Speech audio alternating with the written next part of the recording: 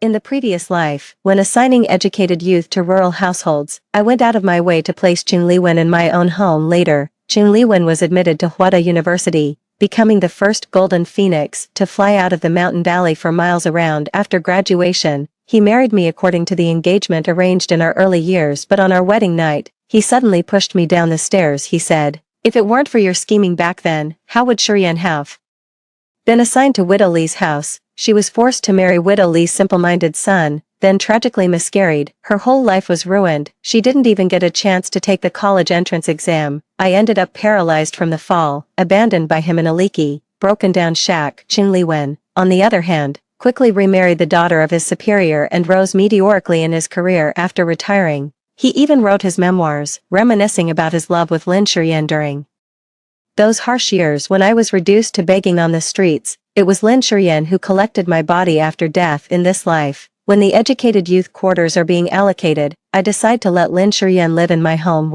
In June, at the threshing ground, the sun blazed like a ball of fire beside me. My father puffed on his dry tobacco, the harsh smoke mixing with the clamor from the grounds and rushing straight into my nose. This is not a dream. I have truly returned to the day the educated youth quarters were allocated. I remember that because of several days of heavy rain, the old mud rooms at the educated youth compound couldn't hold up, half a wall collapsed, and even the roof was left with a big hole. The village chief, anxious and rubbing his hands together, finally made the decision to have the educated youth disperse and stay with whichever households had spare rooms. My father, as the village party branch secretary, naturally had to lead by example. He was waiting at the dam square early in the morning to make arrangements. In the center of the dam square stood 10 educated youths, their uneasy gazes fixed on the surrounding villagers. The more quick-witted ones had already quietly approached villagers they knew to secure themselves a good place to stay. Others, shy and rigid in character, simply stood waiting obediently for their assignments. Only Chung Liwen held his chin slightly raised, looking completely confident, yet deliberately furrowing his brow as if something bothered him. His good friend Lu Wei, seeing this, pursed his lips and asked, "So that Su girl is really latching onto you?" Chung Liwen, feigning reluctance but with a hint of pride in his tone, replied, "No helping it. She insists I stay at her house." He then shifted his tone, looked at the girl beside him, and said anxiously, "Shurian, don't worry, no matter which family you go to, I will take care of you." Lin Shurian, who had her hair in braids, held her bag tightly and did not reply. The female supporting character is about to stir up trouble again. If she hadn't made Chung Liwen go to her house, how could the female lead have been assigned to the widow's home? Poor female lead ends up assigned to Widow Lee's house, forced to marry that fool. The person earlier who said it's a pit of fire was spot on. I've heard that fool in Widow Lee's family hits people too, and look how the female lead suffered later. Just thinking about it hurts. The female lead and male lead truly loved each other, but because of what happened later, they couldn't be together. It really leaves a bitter feeling. Li Daju's family, educated youth Lu Wei, Wang Daxing's family, educated youth Hu Shu.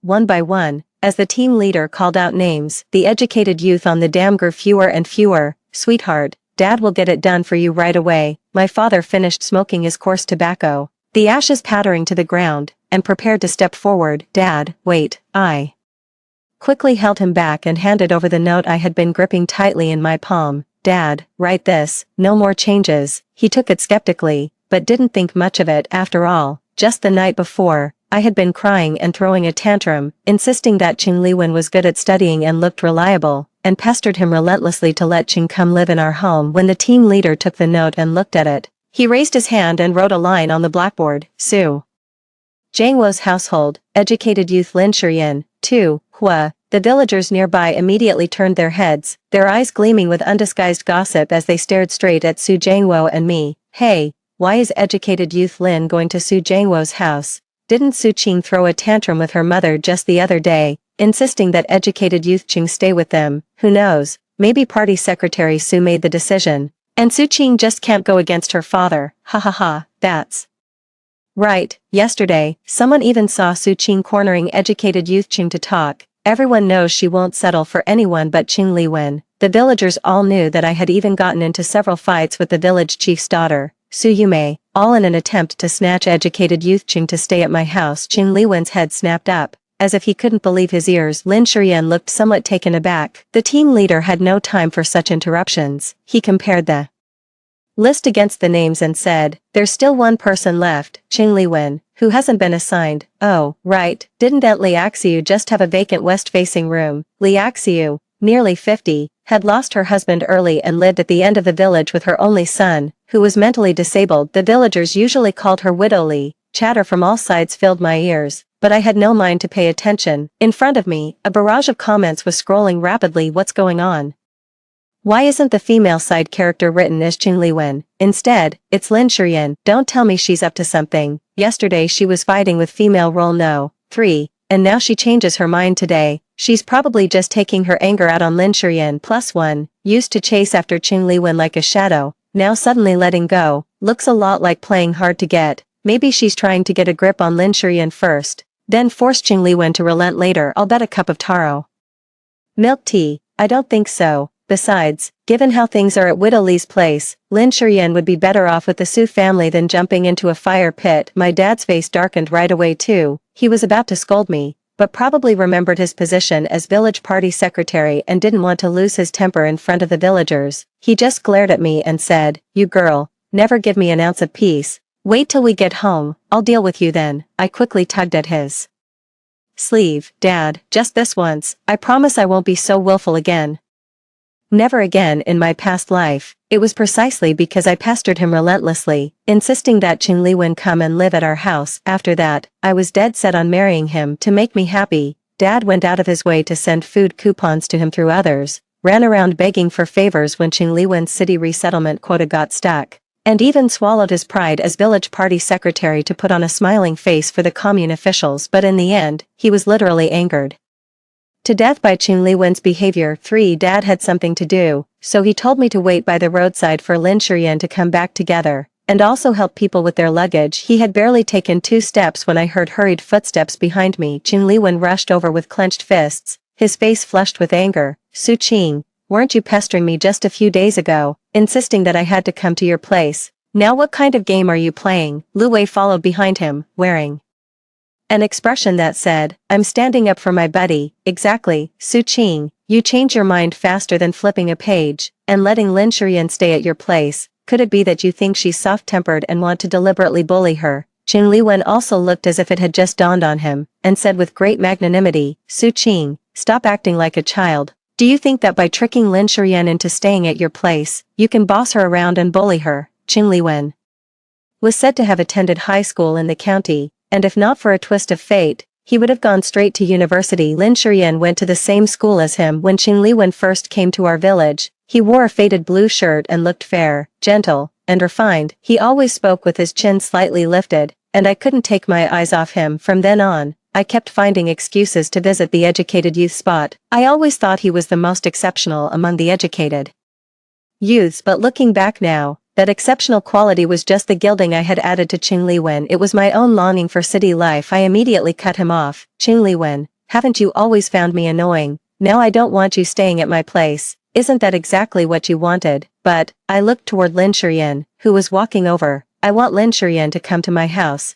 Besides, my dad is the village party branch secretary, and the team has repeatedly ordered us to take care of the educated youth. Have you ever seen a village secretary's daughter openly bully an educated youth? Qingli Wen's face instantly darkened again. Don't you regret it? I scoffed. Who should be the one regretting this compared to the other educated youths? Qingli Wen's luggage was just one canvas bag. He probably knew I would subsidize him with things. I remember he gave most of his bedding and clothes to Lu Wei. Now, he'd probably have to come back with his tail between his legs to ask for them back.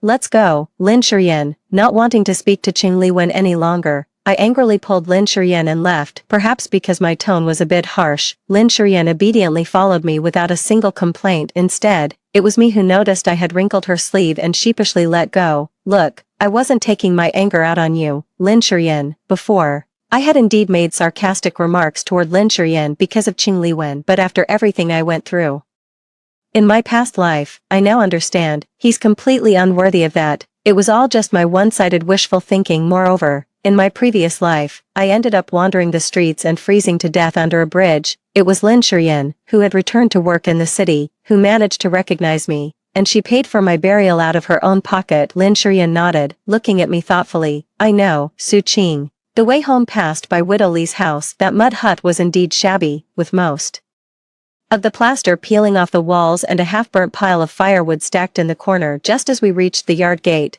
we saw a half-grown boy squatting on the threshold, Widow Lee's son, Urju. When he saw someone approaching, especially when he noticed both me and Lin Shurian were women, he immediately broke into a silly grin and slurred, New bride." We ignored him. Then Urju suddenly scrambled up from the threshold and shuffled over, almost pressing himself against Lin Shurian. "My mom says you're the new bride, be my wife." Lin Shurian's face turned pale. I instinctively pulled Lin Shurian aside. "Urju, come back." Widow Lee quickly walked out of the house, hurriedly pulled Urju inside, then gave us an awkward, placating smile. "The kid's talking nonsense. Don't take it to heart, don't take it to heart." I pulled Lin Shurian along as we walked quickly past the yard gate, but my chest felt tight with anxiety. In my previous life, Lin Shurian ended up being assigned here. She endured 2 years in this drafty earthen house, and later Widow Lee somehow tricked her into marrying Urju. After she became pregnant, she tripped over the threshold while working and tragically miscarried. When she finally managed to get into college, Widow Lee hid her acceptance letter. Chun Li-wen was right. "It's all my fault, I have to make it right." 5. I prepared the West Wing last night. My mother had already swept it spotless, even using a bamboo pole to clear the cobwebs from the beams. Knowing Chun Li-wen was coming, I also picked some wildflowers by the roadside and placed them in a ceramic bowl. They say this is the way to create a scholarly atmosphere. This was the same room in my previous life. Chun Li-wen had barely stepped through the door before his brow furrowed deeply. "This is your spare room. Even the woodshed in our county town is brighter than this." Later, he would constantly bring up, "Back in the county town, my desk was made of rosewood, the malted milk my mother sent me. I couldn't even bring myself to drink it." At the educated youth spot, the superiority and discontent seeping through his every word made me feel as if my family was failing him, so I tried my best to give him the finest I had. I would slip him the eggs I'd secretly saved, and find a way to adjust the size of the new cloth shoes my mother had made. I even gave him the bicycle my aunt had sent back. I also urged my father to find him an easier job. But now, Lin Shurian stood at the door and blinked softly. "Thank you, Su Qing. This room is spacious and clean. I really like it. Thank you, all of you." This is the second time today she has spoken to me. First, come to think of it, I used to really dislike her. I always thought she was aloof. Back then, I used to curse her in my heart for putting on airs, but really I was secretly feeling inferior. I didn't even finish middle school. I recognized fewer words than she had in her books, and yet she could sit there reading Russian. Now, standing face to face with her, I still feel a bit uneasy. I quickly stiffened my face and deliberately hardened my tone. "No need to thank me. If you're staying here, you follow my rules, eat on time, wash your own clothes, and don't read aloud in the yard and disturb the neighbors." After saying that, not daring to look at her reaction, I turned and walked toward the door. 6. Lin Shurian put down her things and, after resting only briefly, went to the kitchen to help my mother with the work. My father, carrying the ration grain the village had allotted for the educated youth, didn't return until evening. As soon as he got home, he asked me, "Girl, what exactly are you thinking? The day before yesterday you were crying and screaming for Chun Li-wen to come, and today you've changed your mind." Actually, my mother had asked the same thing after meeting Lin Shurian. I nearly got down on my knees to swear, "Dad, I was blind before. Now Chun Li-wen doesn't seem like much at all." My father stared at me for a long while, still looking skeptical. After all, just last night I was desperately begging Chun Li-wen to stay at my place, and today I'm acting as if nothing happened. Forget it. To be honest, I never thought that young man was reliable anyway. Living with us might not have been peaceful. At dinner, my mother, probably thinking that Lin Shurian was new in town and deserved a proper meal, gritted her teeth and grabbed the fattest chicken from the coop. After hearing my idea from my father, she even muttered, "We're only doing this because educated youth Lin is here. If it were that Chun Li-wen, even an egg would be too rich for him." Only then did I realize that my parents had never liked Chun Li-wen. They had only tolerated him because of me. Then, thinking about Lin Shurian's arrival, she quickly made a sweet poached egg as well. Lin Shurian looked at the bowl of sweet soup with golden egg flowers floating in it and quickly pushed it toward me. "Su Qing, you have it. I'm not thirsty." I quickly turned my head away. "Eat yours. This stuff is way too sweet. I've long gotten sick of it." Ha ha ha ha. The female supporting character's eyes are practically glued to the bowl, yet here she is pretending not to care, champion of saying one thing and meaning another. How is this kind of contrasting cuteness actually kind of cute? T/N. Contrasting cuteness refers to gap mo. Where a mismatch between appearance/behavior and expectation creates an endearing quality, I feel like the female lead is better off staying at the female supporting character's house. Her parents don't seem like the type to enable bad behavior. After the meal, Lin Shurian picked up a bag of grain and said, "Auntie, this is my ration. From now on, let's mix it with the household grain when cooking." My mother didn't stand on ceremony either. "Don't you worry, educated youth Lin, our family isn't stingy. Whatever we eat, you eat. We won't let you go hungry." Lin Shurian smiled and nodded, her eyes filled with ease. But that night, I slept very restlessly. As soon as I closed my eyes, scenes from my past life came flooding back. The look on Qing Liwen's face when he asked my mother for food coupons before returning to the city. Qing Liwen pushing me down the stairs. Qing Liwen calling me a cripple in front of my father. And those words, "It's all because of you that Lin Shurian has suffered so much." 7. Even after waking up, my heart was still pounding, and cold sweat covered my forehead. I immediately got out of bed and walked to the outside of the West Wing, terrified that Qing Liwen might be living there. But before my hand could even touch the door panel, it swung open on its own. Lin Shurian walked out, her hair neatly combed, wearing a faded blue cotton jacket. She paused briefly when she saw me, then narrowed her eyes and said, "Su Qing, good morning." My suspended heart thumped back into place. "Morning, Lin Shurian, ahem, did you sleep well?" It was only when we sat down for breakfast that I learned Lin Shurian had gotten up before dawn. She had even helped my mother prepare the morning meal. If my mother hadn't urged her repeatedly to go back, she would have stayed to help with the laundry too. In truth, it took only one night for me to realize that my mother genuinely liked Lin Shurian from the bottom of her heart. In my previous life, her kindness toward Qing Liwen had been purely because she couldn't resist my relentless pestering. But Lin Shurian was truly diligent. She would follow along too, fetch water before dawn and take the initiative to wash the dishes after meals. Even when my mom was stitching shawls, she would be there helping thread the needle. She always had an eye for work and moved with efficiency. My mom would murmur, "How nice it would be if this girl were my daughter-in-law." Unfortunately, my brother had already passed away, leaving me as the only child at home. After finishing the meal, Lin Shurian would go to the fields on time to work. As for me, following my dad's arrangement, I'd go to the brigade office every day to help organize the accounts, easier than being out in the fields under the sun. 8. The brigade accountant had to go to the commune for 2 weeks of training, and before leaving, he handed over the task of organizing the accounts to me. Perhaps thanks to my past life experience, this time I handled the ledger work with ease. Even the workpoint sheets, which I had previously found difficult, were completed in no time. It suddenly occurred to me that Lin Shurian had come to me that morning for plant ash and a menstrual belt. Worried that something might have happened to her, I hurried toward the fields. The educated youths, trouser legs rolled up and backs bent, were learning to transplant rice seedlings alongside an old farmer. Lu Wei, sharp-eyed, spotted me from afar and elbowed Qing Liwen beside him. "Look, Su Qing is here again. I told you she can't do without you, right?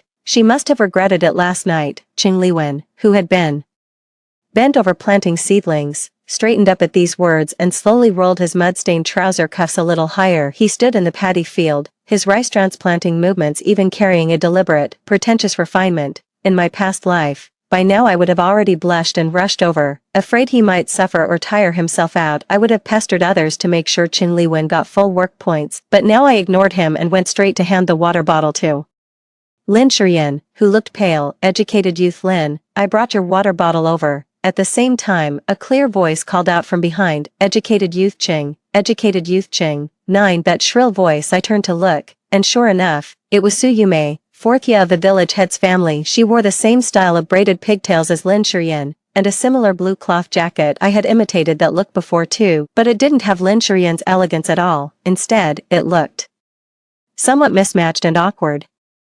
In my past life, I had plenty of arguments with her over Qing Liwen. She called me a nuisance who won't let go, and I cursed her for wishful thinking. Once, while doing laundry by the river, we nearly flipped each other's wooden basins into the water. In the end, the village chief was so troubled that he asked a distant relative in the county town to take Su Yume to help mind a shop, and that finally stopped the fights. Now, having apparently heard that Qing Liwen had been assigned to widow Li's house, she shot me a fierce glare. Su Yume ran straight to Qing Liwen's side. "Qing Liwen, my east wing is empty, clean, and bright. Do you want to move into my place?" "See, I told you the female supporting character is doing this on purpose." First she pushes Qing Liwen away, and when the third female lead rushes over, she sneaks back. Isn't that obvious panic? Look at her. Just now she told the third female lead that she doesn't care about Qing Liwen, and now she's following along. Is she following along for Qing Liwen? Then why did she head straight for Lin Shiyan without even glancing in Qing Liwen's direction? You can't say that. If Su Qingzhen calls Qing Liwen back to her own house, what happens to Lin Shiyan? Will she be reassigned to Widow Li's place? 10. Qing Liwen didn't answer Su Yume directly. Instead, he shot a glance my way, probably thinking I came with Su Yume and wanted to see if I was jealous. Lu Wei chuckled nearby. Ooh, Qing Liwen's got some charm. No.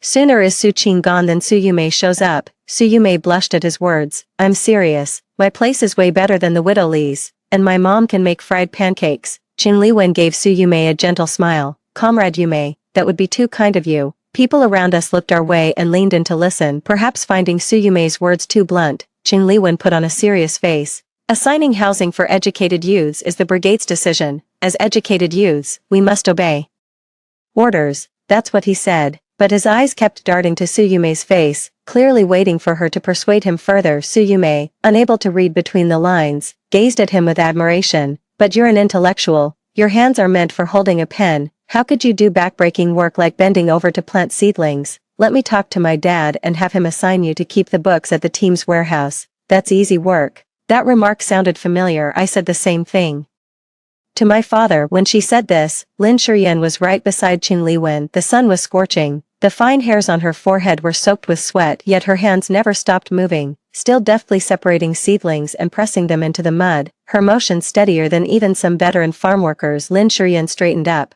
probably because her legs had gone numb from squatting for too long. When she realized I was holding brown sugar water, she smiled at me, revealing two faint dimples. Thank you. Are you really not taking Qing Liwen seriously anymore? Lu Wei had sidled up next to me at some point, watching me with a teasing look. Back in the day, if he'd said 2 extra words to some other girl, you'd have already blown your top. I was pouring water into Lin Shiyan's bowl, and without looking up, I replied, that's not fair. What kind of relationship could I possibly have with Qing Liwen? 11. Yeah. What kind of relationship? Really, Qing Liwen never wanted to be seen too close to me in public. He always said, it wouldn't look good if people saw us. It would ruin your reputation. Every time he asked to meet, he'd pick the old locust tree by the river, and I'd have to go wait there first. But when I gave him the Dacron shirt I'd saved months of cloth ration coupons to buy, he took it. And when my mother had someone bring malted milk from the county town, he took that too. But in the eyes of outsiders, it always seemed like I was the one pushing it. Lu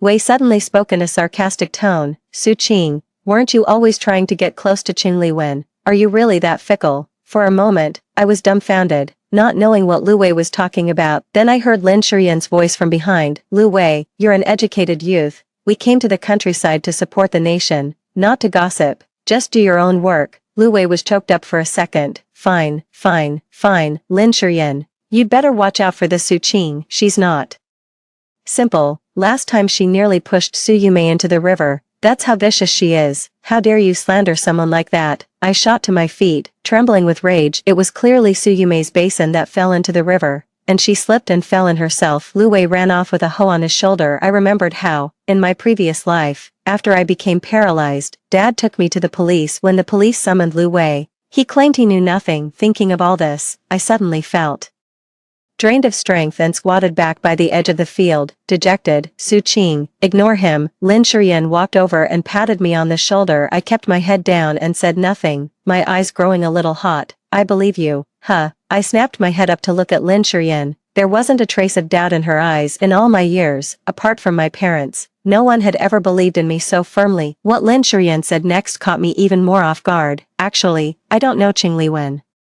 that well, I murmured. But Qing Liwen always said he liked you, that you were kindred spirits, and that you two planned to go to the countryside together. You see, Qing Liwen's memoirs sold like hotcakes in my previous life. He was almost as famous as Under the Hawthorn Tree. Countless people have shed tears over the love story of Qing Liwen and Lin Shiyan, yet Lin Shiyan's expression was cold, her eyes full of impatience. No, I have nothing to do with Qing Liwen. The only reason we ended up on the same track to the countryside was that we were assigned to the same commune. She said those flirtatious words were all spread by Qing Liwen himself. She said Qing Liwen had spoken less to her than she spoke every day to the cadre who kept work points. She said people around her always looked at her through tinted glasses. And when she learned that I had feelings for Qin Liwen, she felt nothing but relief to finally be rid of him. 12 Qin Liwen and Su Yume were still chatting back and forth by the edge of the field ridge, while old Cadre Zhang, the workpoint keeper beside them, had long been frowning. He could not stand young people lazing about and chatting while working.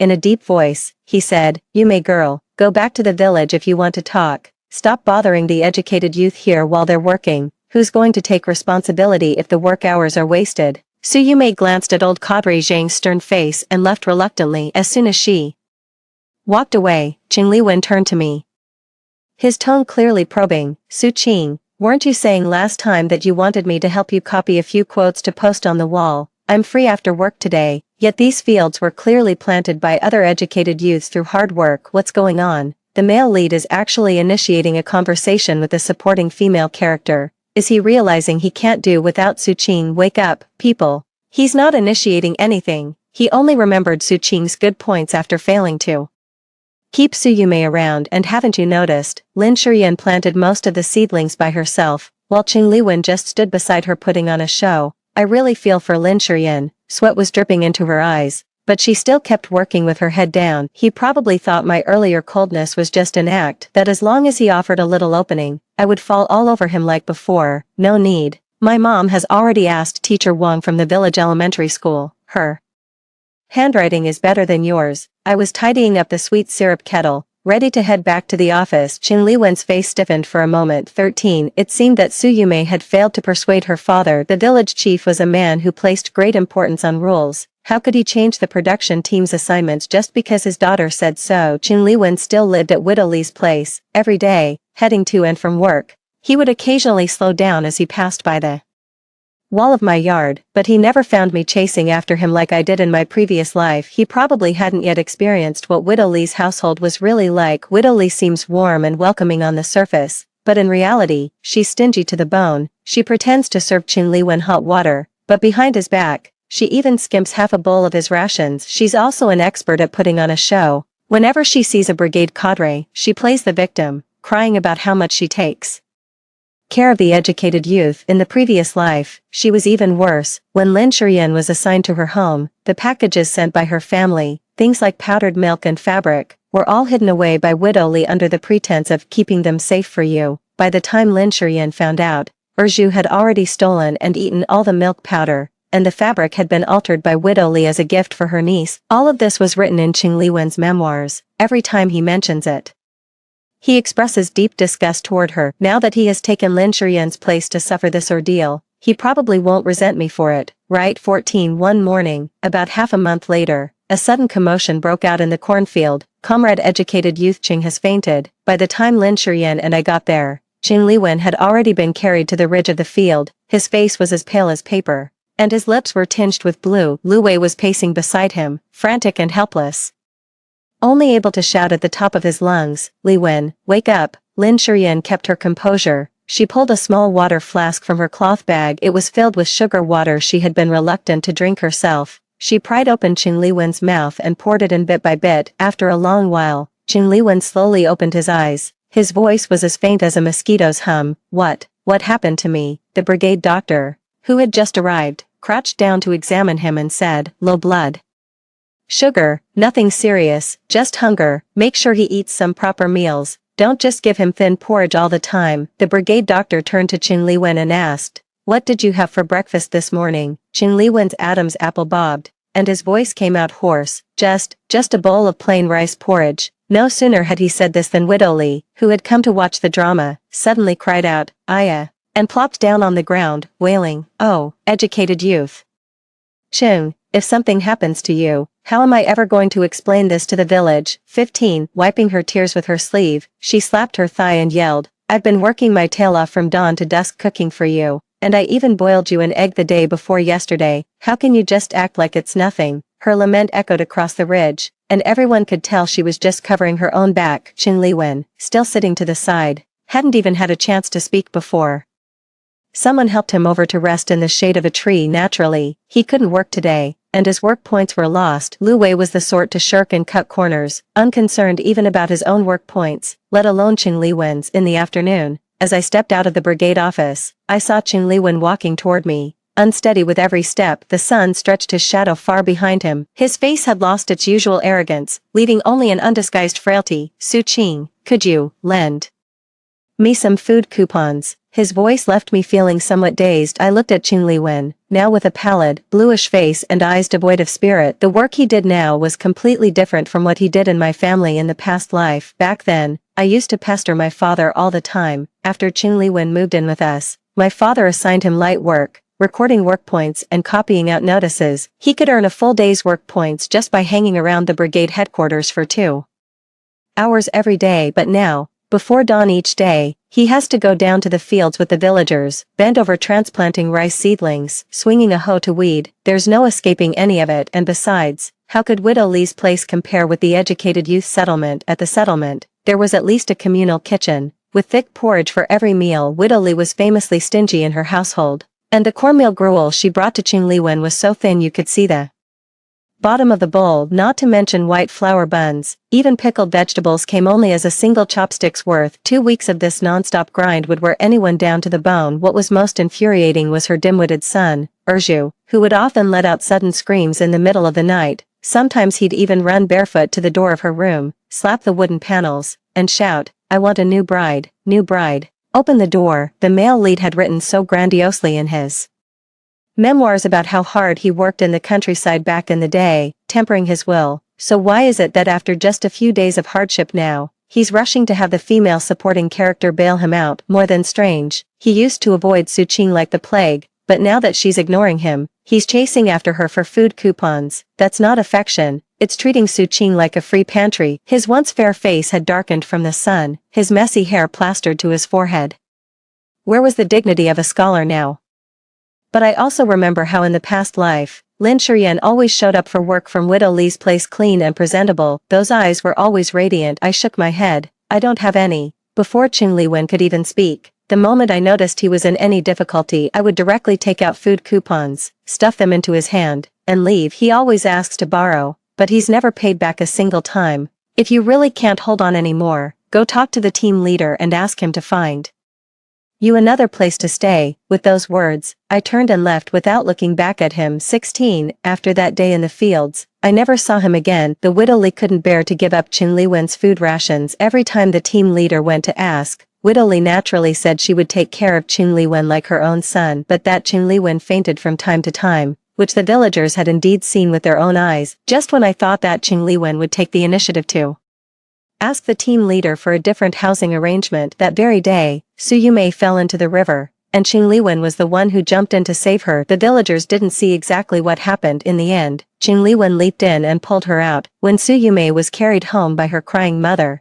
Qing Liwen lay sprawled unconscious on the riverbank. It was said that he used up too much energy saving her and nearly went under himself. Su Yumei's father, the village head, looked at the unconscious Qing Liwen, then at his daughter's pale face, and immediately made a decision. Carry educated youth Qing to our East Wing room, let your mother take good care of him. And so, Qing Liwen naturally moved out of the Widow Lee's house and into Su Yumei's home. 17. When I arrived at the brigade office, I happened to run into Su Yumei's mother walking home with a basket containing brown sugar and eggs. She was telling everyone she met, "Thank goodness for educated youth Qing, or my Yumei would be gone. That child is so honest, he nearly sacrificed himself to save her. He really needs some good nourishment." Lu Wei sidled up to me and said with a knowing grin, "See, Qing Liwen's got his ways, doesn't he? Now he'll not only live in a nice house but also eat white flour steamed buns every day." I didn't respond, only remembering how frantic Qing Liwen looked the last time he asked me for food coupons. Could this be a self-inflicted injury plot? He just wants to escape the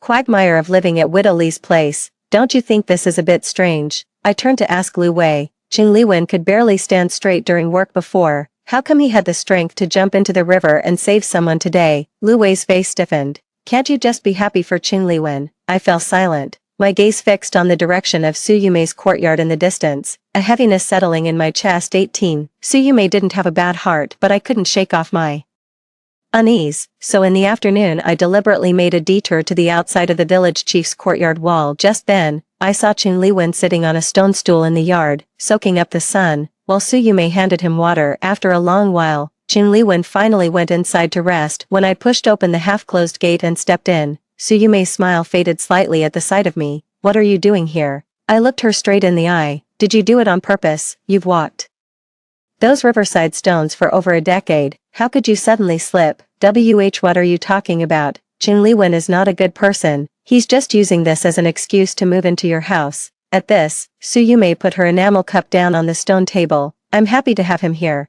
So what if that's his intention? But I was about to say more about Qin Liwen's true nature. But the words were cut off before they left my lips. Su Qing, you just can't stand to see me happy, Su.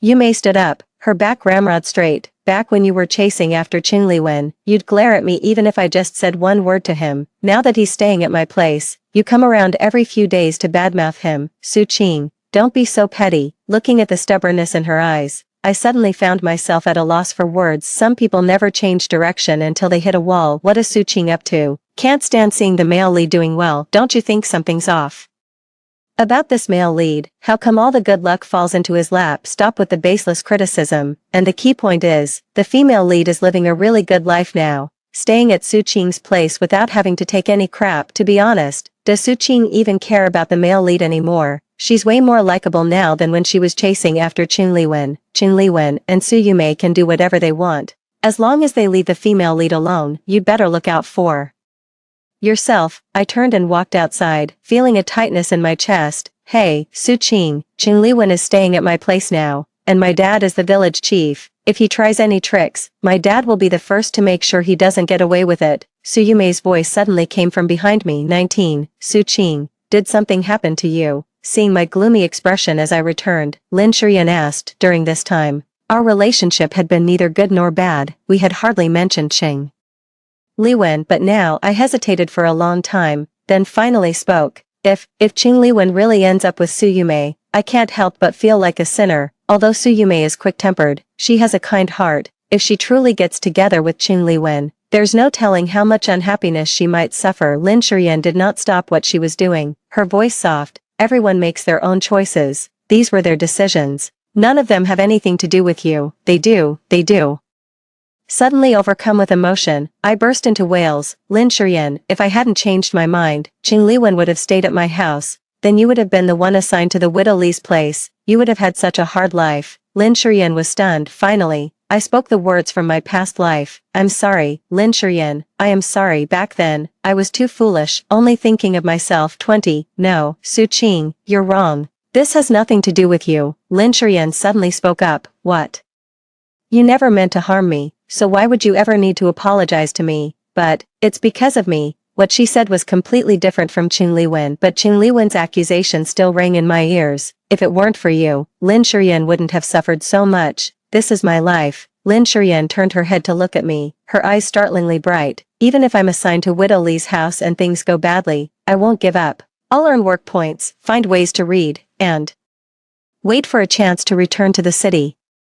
Instead of waiting for someone else to hand me an opportunity, but Qin Liwen said, I had let it slip and nearly revealed things from my past life. People like Qin Liwen only ever think of themselves. Even if you hadn't changed your mind and he stayed at your place, seeing me assigned to Widow Li's house, he would never do a thing. He complains even when his own living situation is uncomfortable. Why would he care about others' lives? Hearing these words struck me like a thunderbolt. I thought back to the things that happened in my past life. That's right, if Qin Liwen truly cared so much about Lin Shurian, why didn't he help her move out of the Li family's house instead? He himself enjoys the convenient life I've provided. The more I read, the stranger it seems. In the male lead Qin Liwen's memoir, he writes that he once had mutual feelings for educated youth Lin. I'm afraid he just made that up in his own mind, right? The female lead, the baby, is dripping with disdain for Qin Liwen in every word. I bet her feelings for the supporting female character are more genuine than anything she feels for Qin Liwen. Exactly. How can you fully trust a personal memoir? A man like Qin Liwen always loves to put a shine on his own image. He probably had a rough go of it later in life and just romanticized what happened back then. So I don't have to bear the fate of others. She looks at me with a kind of transparent calm in her eyes. It's like how I'm living here now. You give me a chance, but the rest of the road, I have to walk it myself. 21. The words Lin Shurian said that day completely untied the knot in my heart. Early that morning, my mother went to the village school to deliver pickled vegetables. When she came back, She said teacher Wang was pregnant and her legs were so swollen that she wanted to find a substitute teacher for half a year. Lin Shuyan was the first person who came to my mind. Her academic foundation was solid, and her handwriting was beautiful. She was the perfect fit. When I mentioned it to my father, he went to the village chief that same day, knowing that Lin Shuyan loved to study. The chief immediately made the decision, let her come and try out. The interview is tomorrow. On the day of Lin Shuyan's interview, the village chief and teacher Wang were beyond satisfied. It's you, start teaching in a couple of days. But today, when I brought her to the brigade office to pick up teaching materials, just as we reached the door, I heard Su Yumei's voice coming from inside. Qin Liwen was wearing his newly made blue khaki jacket, cuffs ironed crisp, once again radiating the confident energy of an educated man. Leaning close to her father, Su Yumei was playfully urging him, Dad, Li Wen and I are going to town to shop after his class, hurry up.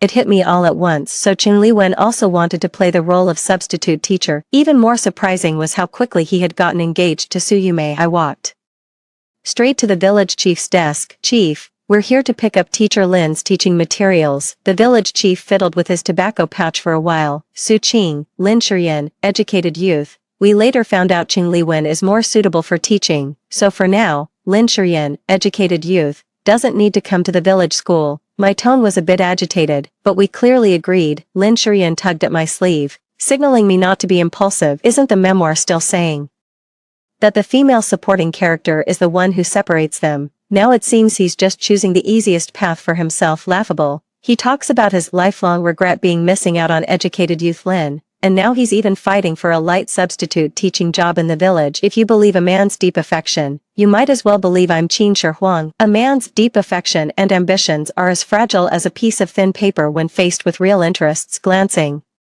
at Su Yumei's arrogant expression, I had to swallow my resentment. I understand, village chief. After we stepped out, Qin Liwen chased after us and asked knowingly, Su Qing, Lin Shuyan, are you here on business too? Yumei and I are just heading to the supply and marketing co-op to get some cloth for our engagement outfits. That pose was like showing off. Su Yumei also puffed out her chest and shook the red string on her wrist. Once we're engaged, we'll treat the whole village to candy. Su Qing, you have to come. 22, Lin Shuyan, I'm sorry. After Qin Liwen and Su Yumei walked away arm in arm, I said ruefully. Lin Shuyan comforted me. It's good that you could at least try. You can't force these things. It wasn't just trying. Looking at the unopened teaching materials in Lin Shuyan's arms, I felt something stuck in my chest. Just last night, she had still been preparing materials for the Blackboard newspaper. I stared into her eyes and suddenly remembered the news about the college entrance exam. By then, who would still care about a substitute teaching post in a village school? It's okay, Lin Shuyan, just wait another 6 months. Lin Shuyan looked at me in confusion, her eyebrows slightly raised. 6 months, I nodded firmly. Yes, in 6 months, there will be a huge opportunity, much better than being a substitute teacher. Then you can go anywhere you want, teach on any kind of platform you like. As for Qin Liwen, he's already this smug just for grabbing a substitute teaching post. When the news about the college entrance exam arrives, he'll find himself tied down by his identity as the village chief's son-in-law. When the very qualification to register depends on the Su family's favor, won't he probably regret it more than anyone else? 23. Sure enough, just 6 months after Qin Liwen and Su Yumei got married, the college entrance examinations were reinstated. Upon hearing the news, the sent-down youths immediately dropped their work and wept in each other's arms. Even the typically composed Lin Shuyan could not help but have red-rimmed eyes. She had been quietly reading all along, refusing to give up. This was the opportunity they had waited so many years for. When my parents heard the news about the exams, they rummaged through chests and boxes all night, pulling out all the old books that had been tucked away at the bottom. The next day, she asked a relative going to the county town to pick up a few usable tutoring books, and shoved them into Lin Shuyan's hands the moment they arrived. Shuyan, stop working in the fields. From today on, stay home and study. Let Su Qing do all the chores. I quickly cleared out an old wooden box to set up a makeshift desk for her. Well, the female supporting character is quite nice. This is letting Lin Shuyan study in peace for the exam. Even a real sister couldn't do more, right? That's true. But what if she tries to sabotage her before the college entrance exam? The commenter above, don't be so petty. At this point, what harm could she really do? You'll be proven wrong. When I carried the old book box over, I saw Lin Shuyan smiling at me. Su Qing, don't just focus on helping me, study along with me. I was stunned and pointed at my own nose. Me, go to college. In this life, I never even finished middle school. It's already good enough that I can recognize all the characters. I never thought about taking the college entrance exam in my past life. I was too busy chasing Qing Liwen, even attending literacy classes just to get closer to him.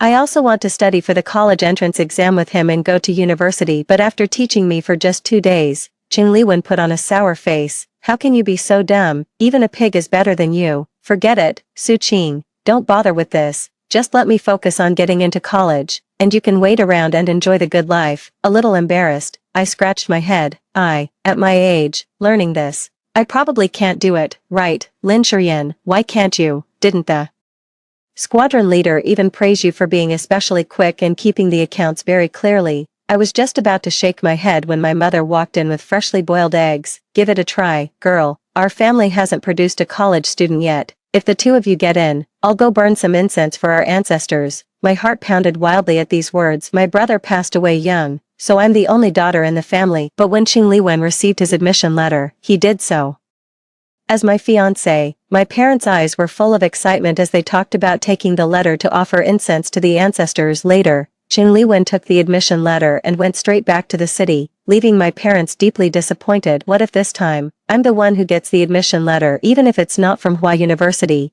it would still bring them some honor, wouldn't it? 24. And so, I followed Lin Shurian and studied diligently with her for 40 days every day. Even my dreams were filled with the contents of the books. On the day I went to register, Qing Liwen's figure unexpectedly appeared in the crowd. Su Yume was right beside him, watching us warily. I heard that on the very day the college entrance examination was reinstated, he shut himself in the East Wing and stayed up late poring over the textbooks he had brought earlier. The next morning, he told Su Yume that he wanted to focus on reviewing. As soon as he said that, Su Yume exploded. 5 months pregnant, she glared at him with resentment. You want to go to college, so you can leave and never come back. What about me and the child? Qing Liwen hurriedly defended himself. If I get into college, I can give you a better life. I can't stay in this village forever, can I? But I want to stay in the village. The two argued loudly inside the house, their voices loud enough for half the village to hear. The village chief came over and, looking at Su Yume's tear-swollen eyes, said, Liwen,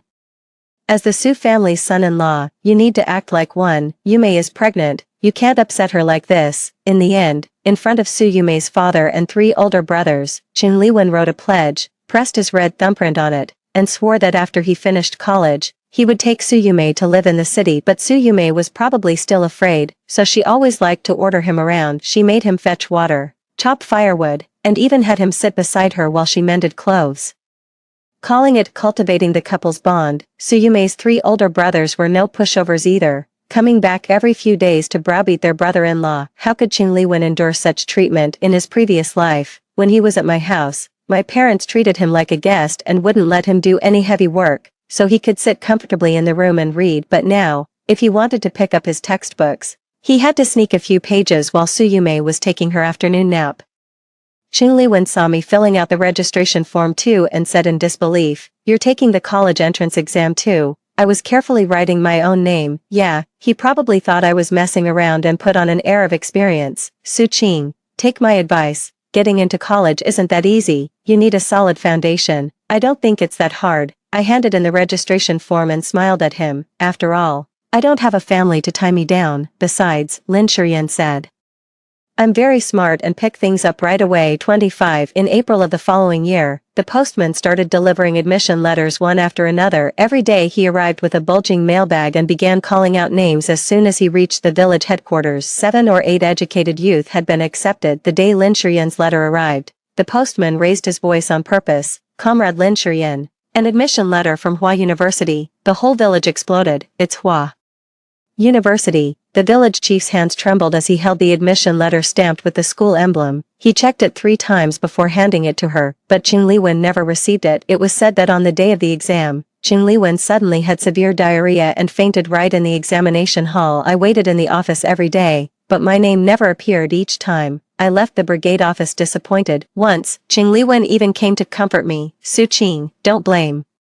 me for being blunt. You're too stupid to pass the exam. I ignored him, and so another 5 days passed. That day, as I was helping Lin Shurian pack for her trip to Beijing, the postman suddenly called out from outside the courtyard, "Su Qing, an admission letter from Beijing." What? I took the envelope and looked at it carefully. It really was for me, and the school was one that Lin Shurian had circled for me earlier. It wasn't far from her university. I got in, Lin Shurian, I actually got in. She leaned in to look, even happier than when she had received her own acceptance letter. "Su Qing, I knew you could do it, thank you, Lin Shurian." I suddenly felt a twinge of sadness. If you hadn't dragged me into studying with you and taught me how to solve problems, I wouldn't even have been able to understand the textbooks. In my wildest dreams, I never thought I could get into college. In my previous life, my biggest aspiration was just to follow Qing Liwen to the county town, but in this life, I can go to college on my own, all because of this person beside me. Lin Shurian shook her head, though. No, Su Qing, that was still the result of your own hard work. The name on that acceptance letter was earned by your own effort, stroke by stroke. 26. The village held a welcome ceremony for the educated youths and villagers who had gotten into college. Lin Shurian and I sat at the long table,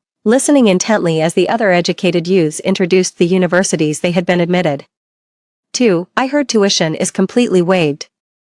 We get a monthly living stipend, and after graduation we'll be directly assigned as teachers. The educated youths beside him nodded in agreement. Our school was the same, guaranteed job assignments, no need to worry about work. Just then, a sudden commotion broke out at the next table. We turned to look and saw Qing Liwen gripping a wine bottle, pointing at Lu Wei across from him. "Why did you get in, Lu Wei? You didn't even know basic trigonometry back then. It shouldn't be like this. This isn't how it should be for me." Lu Wei looked a bit embarrassed. "What nonsense are you talking about? I was a high school student. I was supposed to be better than all of you. How come you get to go to the normal university, and Su Qing, that country girl, gets to go to Beijing? Well, I can't get into anything." By then, anyone with eyes could hear the resentment in his voice. Nothing remained of the spirited confidence he had in his previous life when he received Huada University's admission letter. The brigade leader shook his head as he looked at Qing Liwen, then turned to those trying to mediate. "Ah, he's just having a hard time accepting it. It's okay, universities don't admit only once. He can try again next time." In the end, Su Yume, embarrassed by the scene, half-dragged and half-pulled Qing Liwen away. 27. Lin Shurian and I went to study in Beijing together,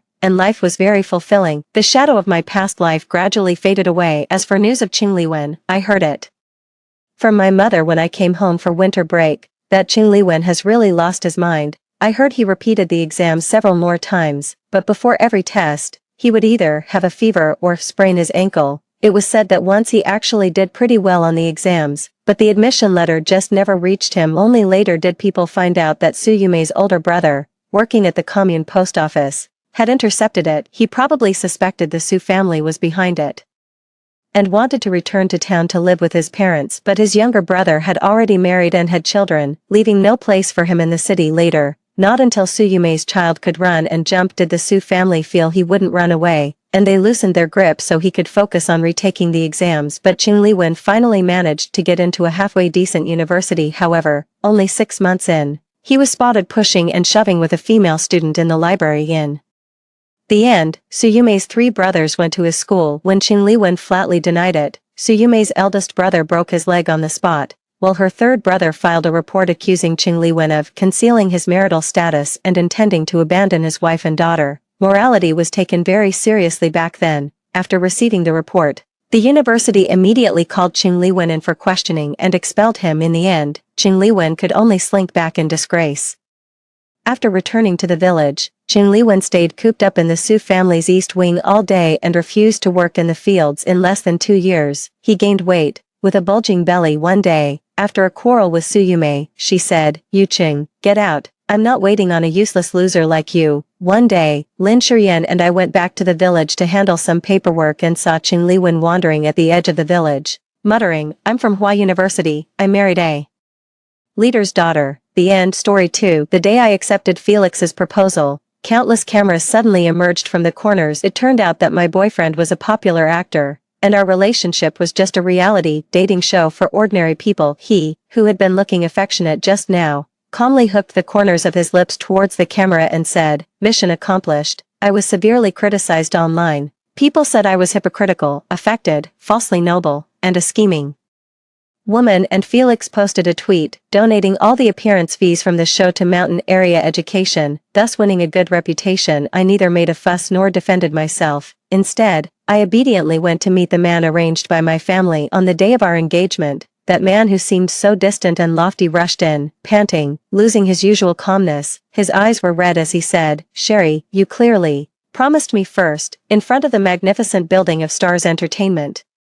There were crowds of fans, each of them was glamorous, the cameras in their hands were like long and short guns, and the camera lenses were almost as long as my forearm. The colorful small flower, patterned banners they held in their hands, I now know, are called support banners. I was the only one wearing a somewhat faded dress, a big straw hat, a white mask, carrying a canvas backpack, standing at the back of the crowd on tiptoe, looking around. Even in the intense heat of July, the enthusiasm of the crowd remained high. Although I seemed out of place, I was well aware that we were all here for Felix. Felix, a top-tier active actor in the entertainment industry, is not only good-looking but also a talented performer with outstanding acting skills. His affectionate eyes can make people feel that he is deeply in love even when he looks at a dog. In the past 2 years, he has become extremely popular in China because of several hit TV dramas, and has also gained international fame for participating in movies directed by well-known foreign directors. He has achieved great success both on the big screen and on the small screen. Finally, the silent glass door was opened, and a pair of long legs stepped out. Before seeing Felix, the crowd started screaming because the tall and thin young man who came out was Henry, Felix's manager and assistant. However,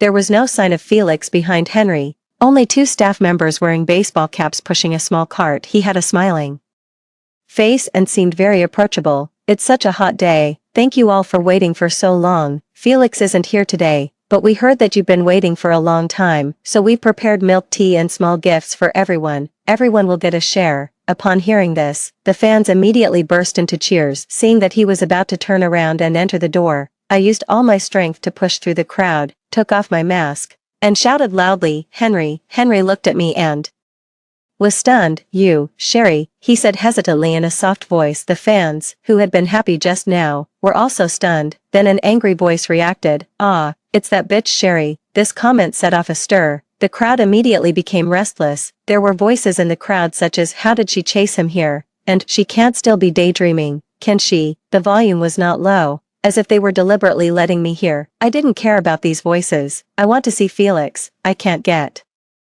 in touch with him, I said clearly.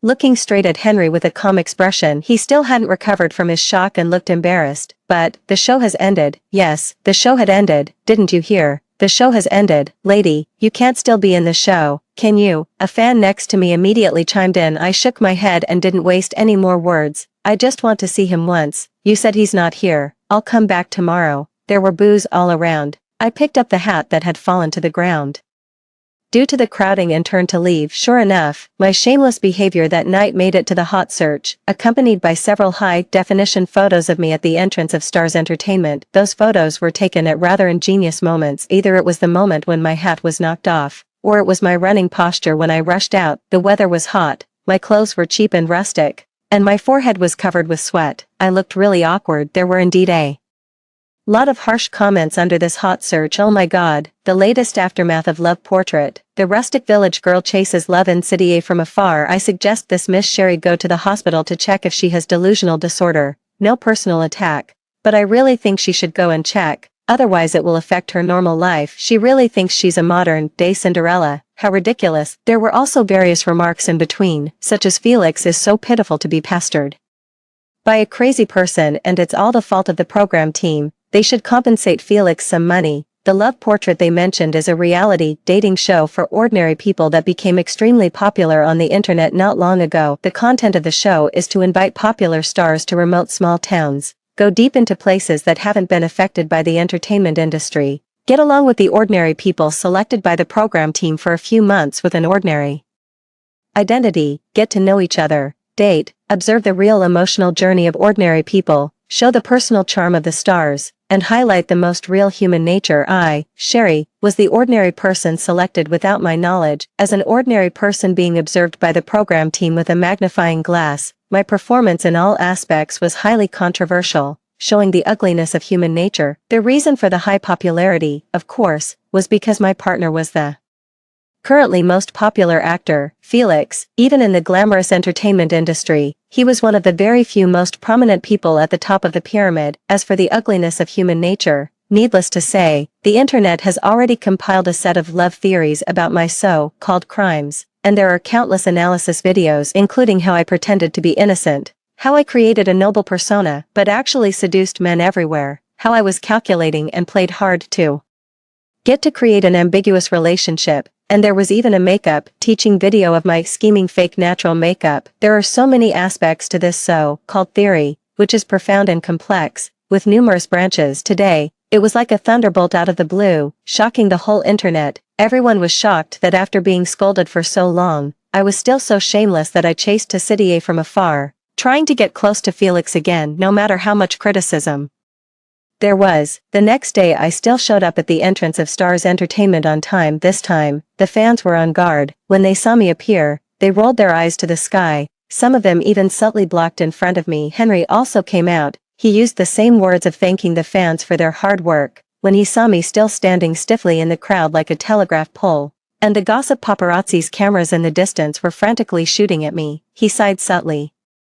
"Sherry, come in with me," he said, trying to ignore those dissatisfied complaints and disdainful glances. I pushed through the crowd and followed him in. I still didn't get to see Felix as I wished. In the low-key but high-class meeting room, Henry was still struggling to explain to me my current situation and my relationship with Felix. "You said all this was just for the show's effect, but no one informed me in advance." "I knew nothing about it," I said, pausing for a moment. "Could it be that my feelings were also just an effect?" Henry shook his head and smiled. "That's not what I mean, Sherry." He seemed to glance at the glass door behind me casually. "You should also know that there are quite a few such reality observation shows for ordinary people these days. Besides dating shows, there are also family relationship shows, urban-rural exchange shows. It can be said that these are all well received by the audience. This is the choice of the market, and as far as I know, after the show ended, the program team also paid you a rather generous remuneration as an appearance fee, and you accepted it." "But I really fell in love with Felix," I interrupted him. Henry spat out the water he had just drunk, looked at the door again, and seeing no movement, he continued, "Sherry, there are so many examples in the world where one person loves while the other doesn't. Maybe because of the days of getting along day and night, you feel that you can't get over it for a while. I can understand that. But people should look forward. If you're not satisfied with the compensation from the program team, our company can also provide you with some appropriate financial support, but you need to sign a legally binding contract under the witness of a lawyer to ensure that you won't have an adverse impact on Mr. Felix's acting career in the future. Why doesn't he come out to see me?" I was a bit dazed, only repeating this sentence. "Sherry." Henry seemed to be tired of this ineffective conversation. He put away his usual friendly smile, called me calmly, and then looked me up and down. This look had no emotion, but it was like a scalpel. After the show ended, and in front of those fans just now, I had felt this kind of gaze too many times. It wasn't contempt, but it was more deadly than contempt. There were only 3 cruel but realistic words in it. "You don't deserve it. Felix also hopes you're well." So he didn't want to see this crazy person who couldn't move on. I knew what he was going to say. I stood up and deliberately raised my voice. "I took a long leave from school. I'll come back tomorrow until Felix is willing to come out and see me." After saying that, I took my bag and walked out. I lied to them. On the 3rd day, I was sitting on the train back to my hometown, looking at the newly spread photos on the internet. Henry was at the entrance of the company building, protecting Felix as he got into the car. He was looking around nervously, as if on guard against someone's appearance.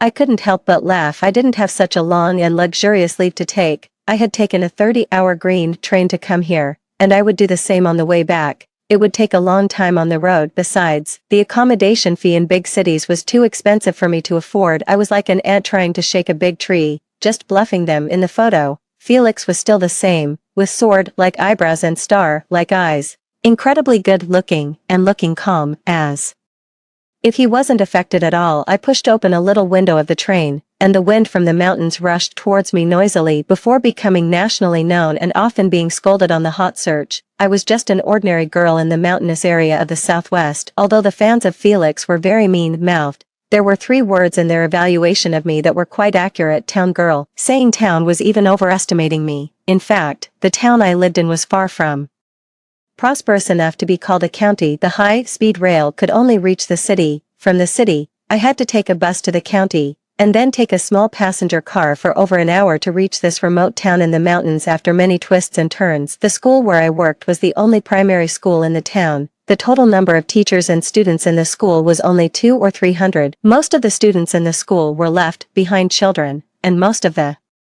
teachers were also somewhat old. The wind from afar had blown away the young people in the mountains, whether it was to work or study. No one's roots would be planted here. I was the only teacher in my 20s in the school, content with the status quo and staying in my hometown. There's nothing wrong with being content with the status quo, but the future is predictable. The continuous green mountains, the remote villages, the old teaching buildings, and the innocent children. My life was like the endless slopes in the mountains, like the mother river that had flowed along the mountains since ancient times. The bright moon shines on the peaks, the moon wanes and waxes day after day, without any waves, until that day, Felix appeared. When Principal Zach led him to the office, all the children in the school came to see him. This was quite normal, not to mention these kids who had never left the town. Even I, who had studied in college outside, had never seen such a good-looking person. He was just wearing a down jacket, a white shirt, and jeans, simple and fresh like a college student. But because of his tall and long-legged figure, he looked tall, straight, and outstanding, not to mention his face, which made the little boys and girls lying by the windows have bright eyes. Principal Zach said he was a music teacher coming to teach in the mountains and asked me to show him around and introduce the school's rules, work and rest schedule in the near future. The young man standing at the door, with a slight smile on his lips, stretched out a hand with distinct joints towards me, his eyes as bright as stars and moon. Teacher Sherry, I'm Felix. I'll have to trouble you a lot in the future. With his extremely magnetic and deep voice, and that fleeting glance, an alarm immediately went off in my heart. Although his manner was polite, under his seemingly gentle eyes, there was a hint of unruliness. Even his polite tone was mixed with frivolity and recklessness. It was as if he had everything under control, both what had happened and what was about to happen, with such eyes that hid arrogance, and yet having an incredibly good-looking appearance. This was the kind of person I couldn't handle the most. I said to myself in my heart, don't mention it, you're too polite, Teacher Felix. I put on a fake smile and slightly extended my fingertips to shake his hand in return. Sensing my obvious perfunctoriness and alienation, his somewhat formulaic smile paused for a moment.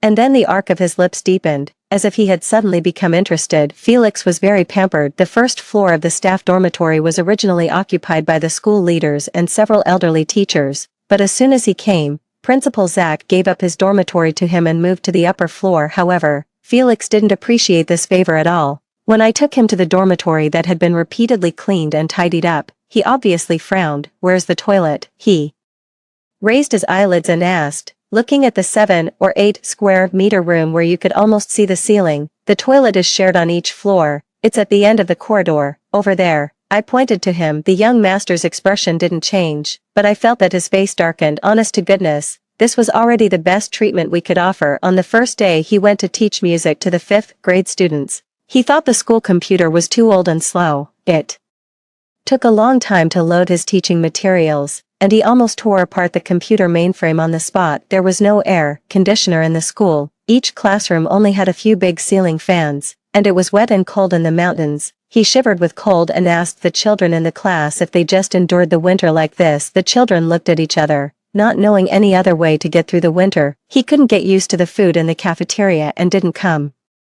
to the teachers' meetings either. When I heard about this, I just smiled, thinking that my first impression was right. Although he seemed gentle and polite at that time, he actually had a temper of a spoiled young master and wouldn't stay here for long. Felix was very clingy. Ever since Principal Zach asked me to take care of him, even after school, he often sent messages to bother me. One moment it was, Teacher Sherry, come down for a moment. This electric heating rod for boiling water seems to be broken. Another moment it was, Teacher Sherry, help, there's a big mouse running under the bed. Every time this happened, I would rush downstairs from the 3rd floor of the teacher's dormitory in my slippers, making a clattering sound, and when I arrived at room 102 in such a hurry in the night, I would find that the heating rod was not broken, and there was no big mouse under the bed either. Only after I fumbled with things for a long time under his gaze and rummaged under the bed with a big broom for a while, would Felix say with a smiling and nonchalant expression, maybe I was wrong. He would sit there like a boss overseeing the work, with his long legs crossed, looking leisurely. There was not a trace of guilt on his delicate face, and he would just continue to praise Teacher Sherry is really a nice person. His eyes were bright when he said this. And he was really good looking even when I was doing things for him.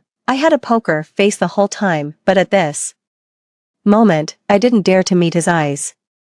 Teacher Sherry, ever since he asked me to do things for him a few times, Felix started to call me this in a familiar way. In fact, I was 1 year older than him, but when I refuted, he would stretch out his hand and gesture, "You're so much younger." I looked up at Felix's big palm placed on my head and his height, which was at least 20 centimeters taller than mine, and could only remain silent. Felix was stunned. In daily life, I could tolerate and compromise with him in many ways, but when it came to teaching, I had always been a bit serious and old-fashioned, so, not long after, I got very angry with him because he didn't check whether all the students in the classroom had arrived before class, which allowed 2 half-grown kids to sneak out of the school through a dog hole and play for a whole class. My face turned red with anger as I questioned him. "Have you ever thought about the consequences? Do you really think this is just a game?" He raised his eyelids in confusion. "Let them play for a while. Kids love to play. Can the sky fall? Just give them a lecture. I'll take roll call properly next time." I closed my eyes, took a deep breath, and said in a heavy tone, "You've been here for a while. I don't believe you haven't heard the wolves howling in the mountains at night." Felix was stunned. Wolves are extremely hungry and active in winter due to lack of food. What if the kids run into the forest and meet a hungry wolf?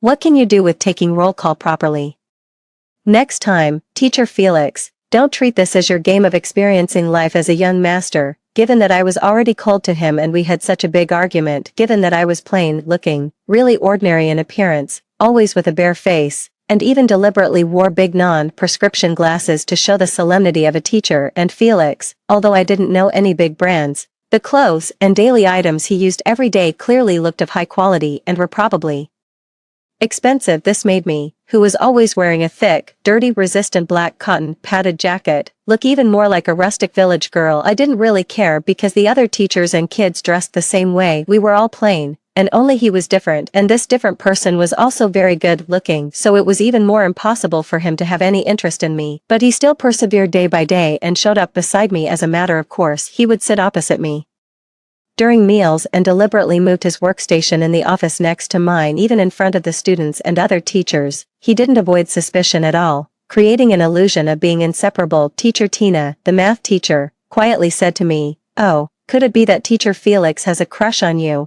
I was taken aback. It's impossible to say that when a young and handsome man circles around you all day long, you don't have any thoughts, but in the first 2 months, Felix really made me feel strange. He always made me think he liked me a bit, but also always made me realize that he didn't like me that much. In these 2 months, he would occasionally show straightforward and affectionate eyes, quietly watching me solve all kinds of his life problems. His gaze was so intense that it made me feel uneasy, but after finding that I wasn't affected by this, he would put away all his expressions in a place where he thought I couldn't see and ponder by himself. He was good at talking and always had praises on his lips, like "Teacher Sherry is so cute" and "Teacher Sherry is so amazing." From being a little embarrassed at first, I gradually got tired of hearing them. When he went to the county town on the weekend and came back, he would buy some snacks for the children and gifts for the teachers. When it came to me, besides the gift, there were also flowers on the table. We were all simple-minded people and were too embarrassed to make a fuss. I looked at Felix, and he seemed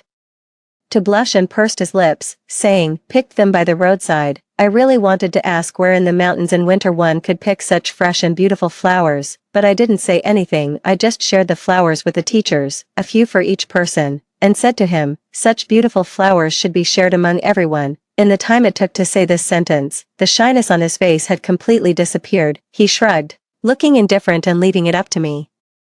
Occasionally, Felix would seem to be very interested in my hobbies and experiences. I would tell him when he asked, but I believed that he was just pretending to listen with his chin in his hand. His eyes were serious, but his thoughts must have wandered elsewhere because I told him yesterday that I was almost bitten by a dog when I was a child, so I was always afraid of dogs. Today, he would stand on the playground and shout at me from afar in the sun, asking me to go and touch the big yellow dog lying at his feet. I looked at him in the corridor for a long time and then walked quickly past. I didn't know why his behavior was so inconsistent. Maybe he just regarded me as a pastime in his boring teaching in the mountains life, but I could feel that in some ways, he was gradually changing. Occasionally, when passing by the classroom where Felix was teaching, he would be playing the old wooden piano, seriously teaching the children to sing. The snow has cleared, the sky is bright.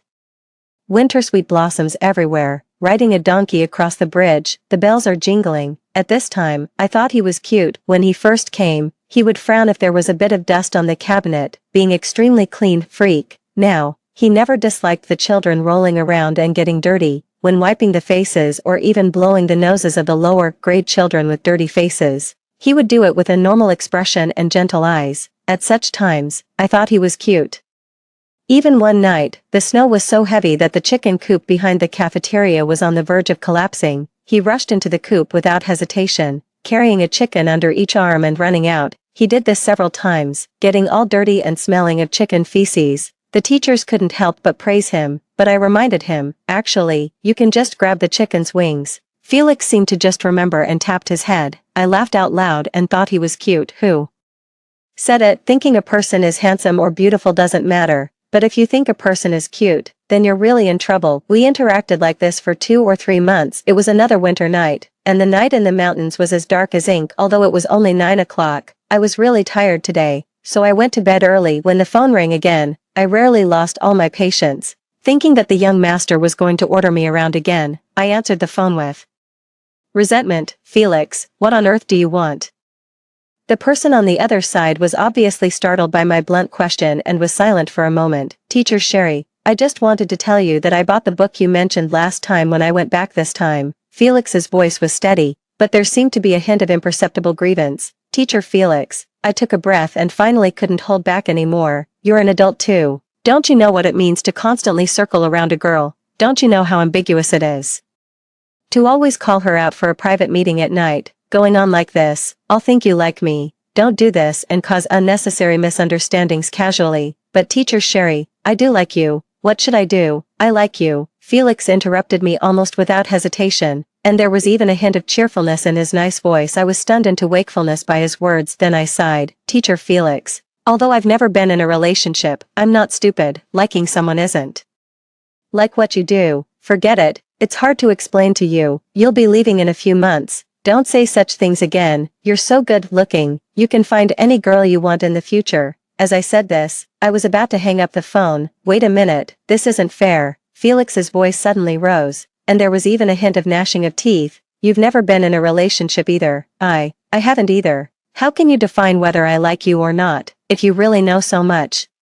Then teach me, Sherry. He seemed to calm down a bit, and there was a hint of temptation in the last sentence. Why should I? Come to the balcony, Sherry, he coaxed me in a nice voice. Interrupting me, I held the phone between my shoulder and ear, put on my coat, and pushed open the door. Just then, with a whoosh, a small spark shot up from the yard into the sky, and then bang, it exploded into a gorgeous firework in the night sky. 1, 2, the fireworks bloomed one after another, lighting up the quiet winter night sky in the mountains. I didn't know when he secretly brought back those big and heavy barrels of fireworks in the playground. Felix stood downstairs, looking up at me, who was standing dumbly upstairs. His face was even more breathtakingly handsome in the flickering light of the fireworks. Teacher Sherry, can this be regarded as the tuition fee for my first lesson? At that moment, I thought of what Walter said to Kitty in The Painted Veil. I know you're silly, flighty, and empty-headed, yet I love you. I know your aims and ideals, your snobbishness and vulgarity, yet I love you.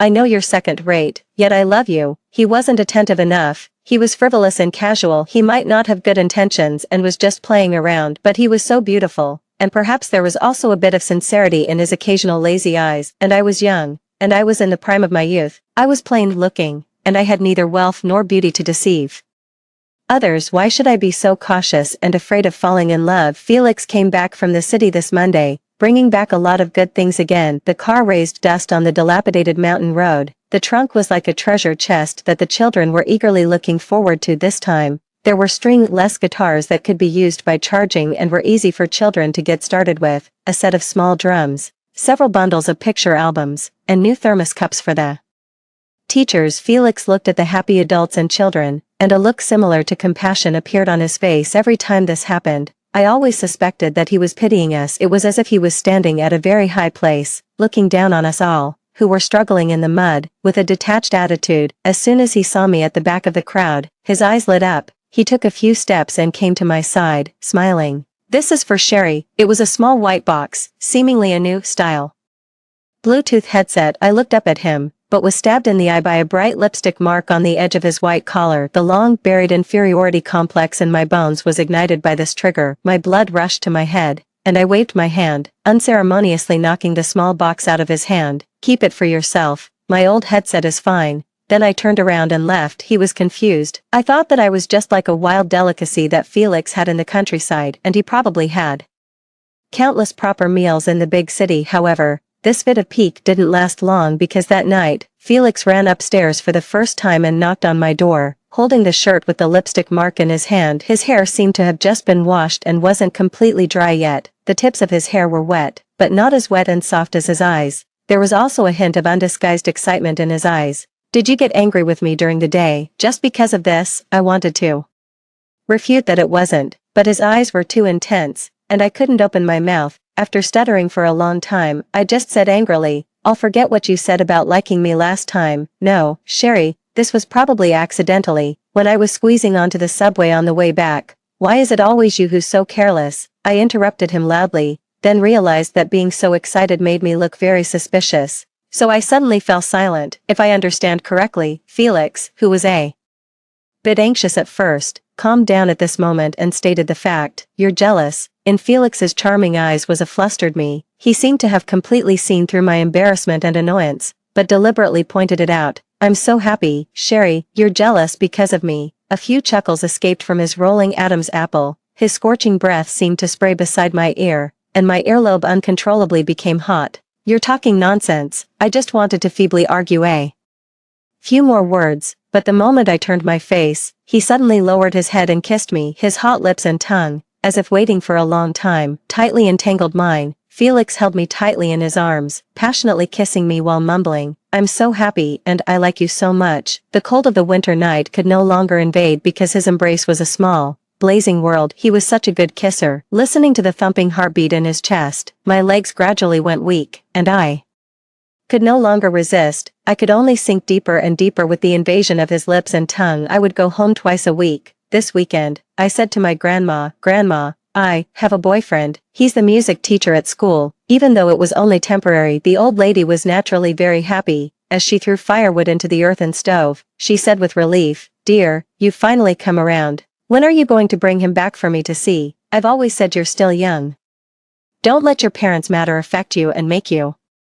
Grandma, she knew I didn't like her bringing up my parents, so she stopped talking. Instead, she just smiled, looking very happy. Her mottled wrinkles formed even deeper circles, like the rings of a tree. Grandma was the biggest reason I stayed here. My parents divorced when I was young. I grew up with my grandma. My mother had already remarried and moved to another place. I could barely remember what she looked like. My father had been working away from home all year round and didn't even come back during the spring festival. Since he didn't do well outside, he simply stopped coming back completely. This was an unspoken rule in this remote town. Grandma was old. As people get old, they become more attached to their hometown and reluctant to leave. She didn't want to leave this rural town, but she always hoped that I could have my own life. She wanted me to be like those young and beautiful girls on TV, to fall in love, and to find my own free and open life. She didn't want me to be trapped in the mountains anymore, but I couldn't just leave my loved one behind. My life might not be worth much, but choosing to depend on each other with Grandma was my own decision, and I didn't consider it a sacrifice. Moreover, those children in the primary school were so much like me when I was a child. If there wasn't even one young person who could stay for a long time, how could the school keep going? I didn't plan to leave, and I didn't care when Felix would leave. Even if one day Grandma left, I would probably still stay in the small building at home and grow old alone. But in this predictable life, I wanted to be willful just once. Even if Felix was like a butterfly that would fly away in spring, I still wanted to hold on to him briefly. Once the flower of first love blooms, it exudes an incredibly charming fragrance. Felix was extremely clingy when in love. Those initial haughty looks and unruly demeanor had completely disappeared. He would listen intently to every word I said, and even remember the details I had forgotten. He said I seemed small and docile on the surface, but actually had my own ideas and temper, which made me even more attractive. He wrote beautiful love songs for me, accompanied me to watch the stars on snowy nights, secretly held my hand from behind in the crowd, and carried me across the muddy mountain road. Coincidentally, because Felix wanted to spend more time with me, the mountain road was blocked by heavy snow. He couldn't go back to the city on the weekend, and I couldn't go back to Grandma's house either. We walked hand in hand on the quiet and snow-covered campus. This scene was like love letter that belonged to me. I joked that Grandma also wanted to meet him, and he immediately agreed happily. Then the next day, the snow that blocked the mountain road was cleared, and I could take him home. Felix put his long arm around me and said, "Look, this is fate." Yes, it was just that coincidental. It seemed that even the heavens were helping us. The day Felix and I went home together, Grandma looked both happy and worried. On one hand, Felix was very polite. He somehow produced a bunch of tonics as gifts. On the other hand, he was very well behaved and diligent, helping to carry firewood, boil water, and cook. He had a sweet tongue and didn't have any trouble chatting with the elderly, since it was difficult to control the heat of the earthen stove. He kept asking Grandma for advice. After that, he praised Grandma for being skillful and having rich life experience. During the meal, he didn't keep complimenting the food. He just ate 2 big bowls of rice and finished all the dishes Grandma had prepared, looking as if he still wanted more. With these smooth moves, he made Grandma beam with joy. After the meal, Felix took a shovel and started shoveling snow in the yard. Very energetically. Grandma looked at the young man in the yard, but she was a bit worried. This kid looks like he comes from a wealthy family. He does these jobs like carrying firewood and cooking as if he's just trying something new. He's also very good looking. How could the mountains keep him? I didn't say anything. Suddenly, she slapped her head and smiled. "Oh, look at how slow-witted I am. If he can't stay, you can go with him, dear. Don't worry about me. I'm still in good health." "Grandma, it's still too early to talk about that." I knew that Felix would finish his teaching in the mountains life and go back in a few months. He and I were not from the same world, but at least I was happy at that moment. But what about after those illusory sweet moments? It was like the temporary amnesia caused by post-traumatic stress disorder. For a while, I almost forgot the unbearable memories that came after. It was not until the show called Love Portrait they mentioned started broadcasting that I woke up. Maybe it was also because of the overwhelming negative comments and the endless analysis videos of my various behaviors, which could remind me over and over again of what had happened after that. Felix and I had a sweet relationship for a while. During this period, Felix took care of me in every possible way, pampered me, and gave his all to treat me wholeheartedly. When I was chatting with Grandma in private, I even sighed and said, "Let's just date like this for now. Who can guarantee the future?" When Felix saw this video during the post-interview, his face darkened. He forced a smile and said to the camera, "It seems I haven't worked hard enough." The bullet comments were full of things like, "This woman is really good at fishing, one face to the front and another behind, playing hard to get well. Isn't this just arousing Felix's competitive spirit?" Felix evoking the bright moon of the day, shining on my heart full of ice and snow, with the mighty rivers flowing in my ridiculous and absurd love. The male lead's name was even fake. At that time I wasn't deeply in love enough to change my life choices for Felix, so he, together with the so-called program team, planned another event that was earth-shattering in my impoverished life. Felix rushed back to school in the middle of the night to celebrate my birthday. The car hit the rock wall at the bend of the mountain road. The violent impact sent Felix and the car flying out. He almost fell off the cliff and was smashed to pieces. Fortunately, someone else discovered him lying in the snow soon after and rescued him and sent him to the hospital. When I rushed to the hospital and saw him with bandages all over his body and casts on his legs and hands, my heart almost broke. Seeing the look of distress on my face, Felix comforted me instead. "Sherry, I'm not dead, am I?" Smile. "People might think you're a widow." When he said this word, he seemed to realize that it was inappropriate. He paused for a moment, and then his eyes became even more gentle. "You know, Sherry, when I was almost dying in the snow, the last thing I thought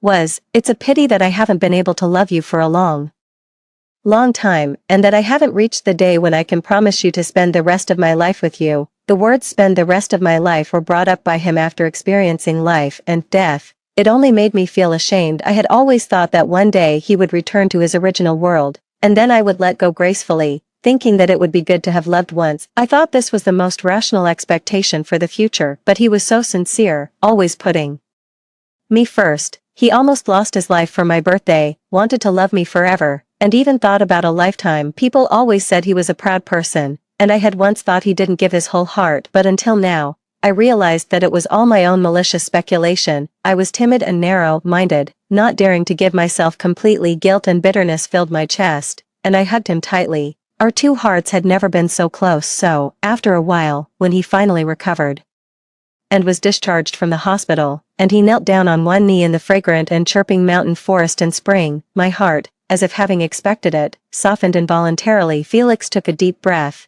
and there was obvious nervousness on his face. He said, "Sherry, you might think it's too soon, but I'm really afraid that something unexpected will happen again someday, on the verge of death. My mind was full of you. I'm absolutely sure that you're the one I want to spend my life with."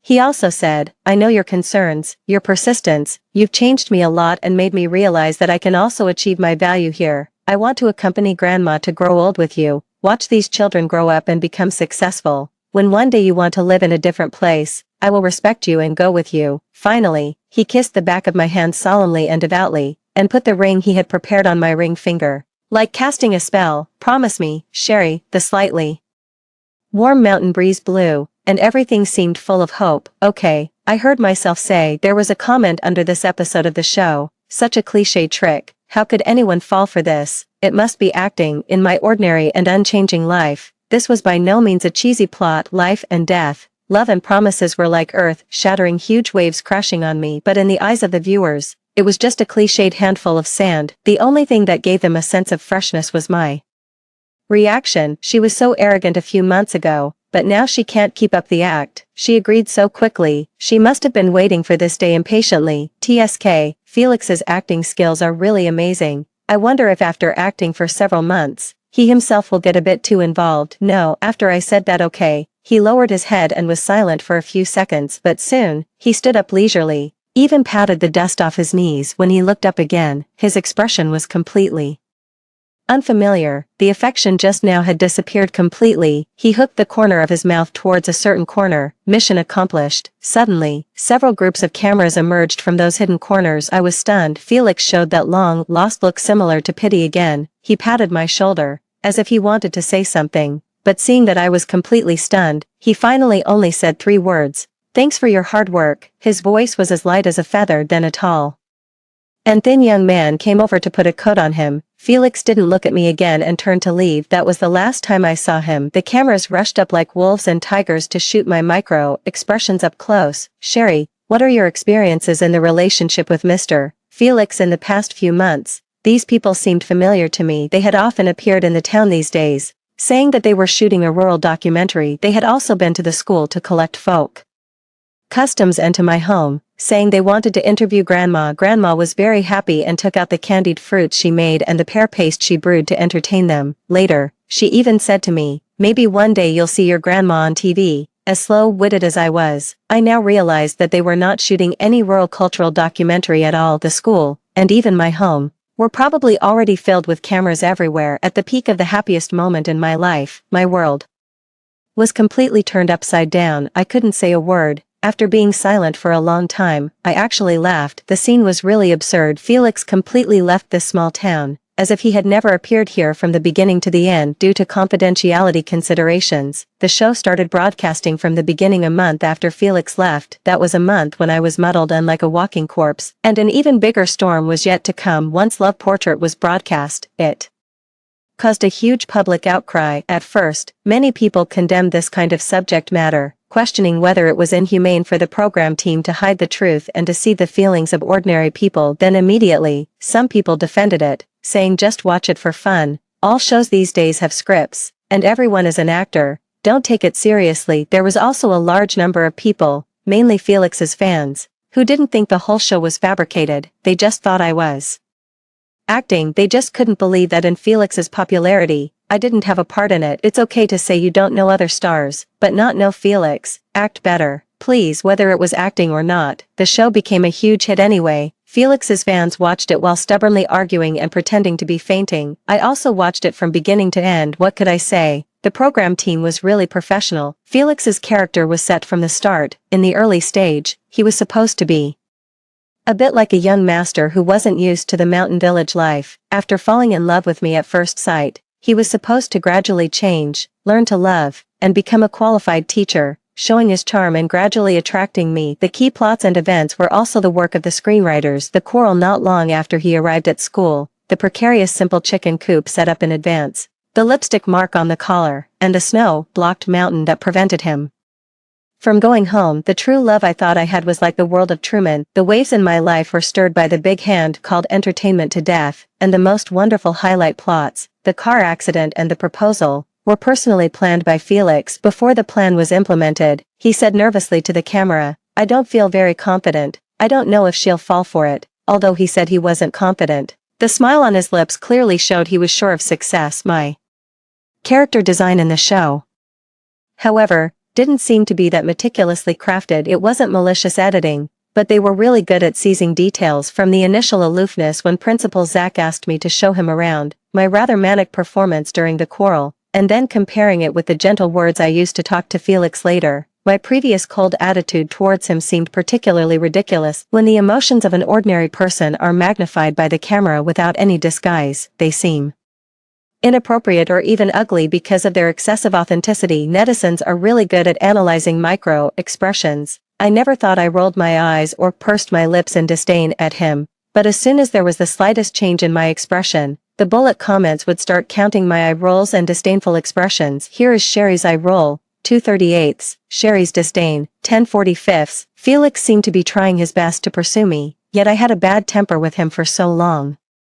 Netizens analyzed that it was because Felix always brought good things to the school, whether for students or teachers, all of which were high-end items. I gradually saw through Felix's financial resources, so I changed so quickly. What the world calls admiring the strong means being infinitely tolerant of noble male stars and interpreting everything about a town girl as hypocritical and artificial. After analyzing this, netizens derived a new aspect to scold that was about the shameless teachers and the principal in the school. It was okay for the innocent children to accept gifts and books, but why were these adults so at ease taking Felix's expensive things again and again? The poorer people are, the greedier they are. What the program team didn't include in the edit was that after everyone received the things, they would also bring delicious homemade food, like cured sausages and self-dried tea leaves, to share with him every week. We thought this was mutual care, friendliness, and concern. We also had no idea that the thermos cup he gave was a foreign luxury brand, and that soft, textured scarf was actually worth several thousand yuan. The living expenses of a mountain child in a year weren't that much. Obviously, we were all innocent people,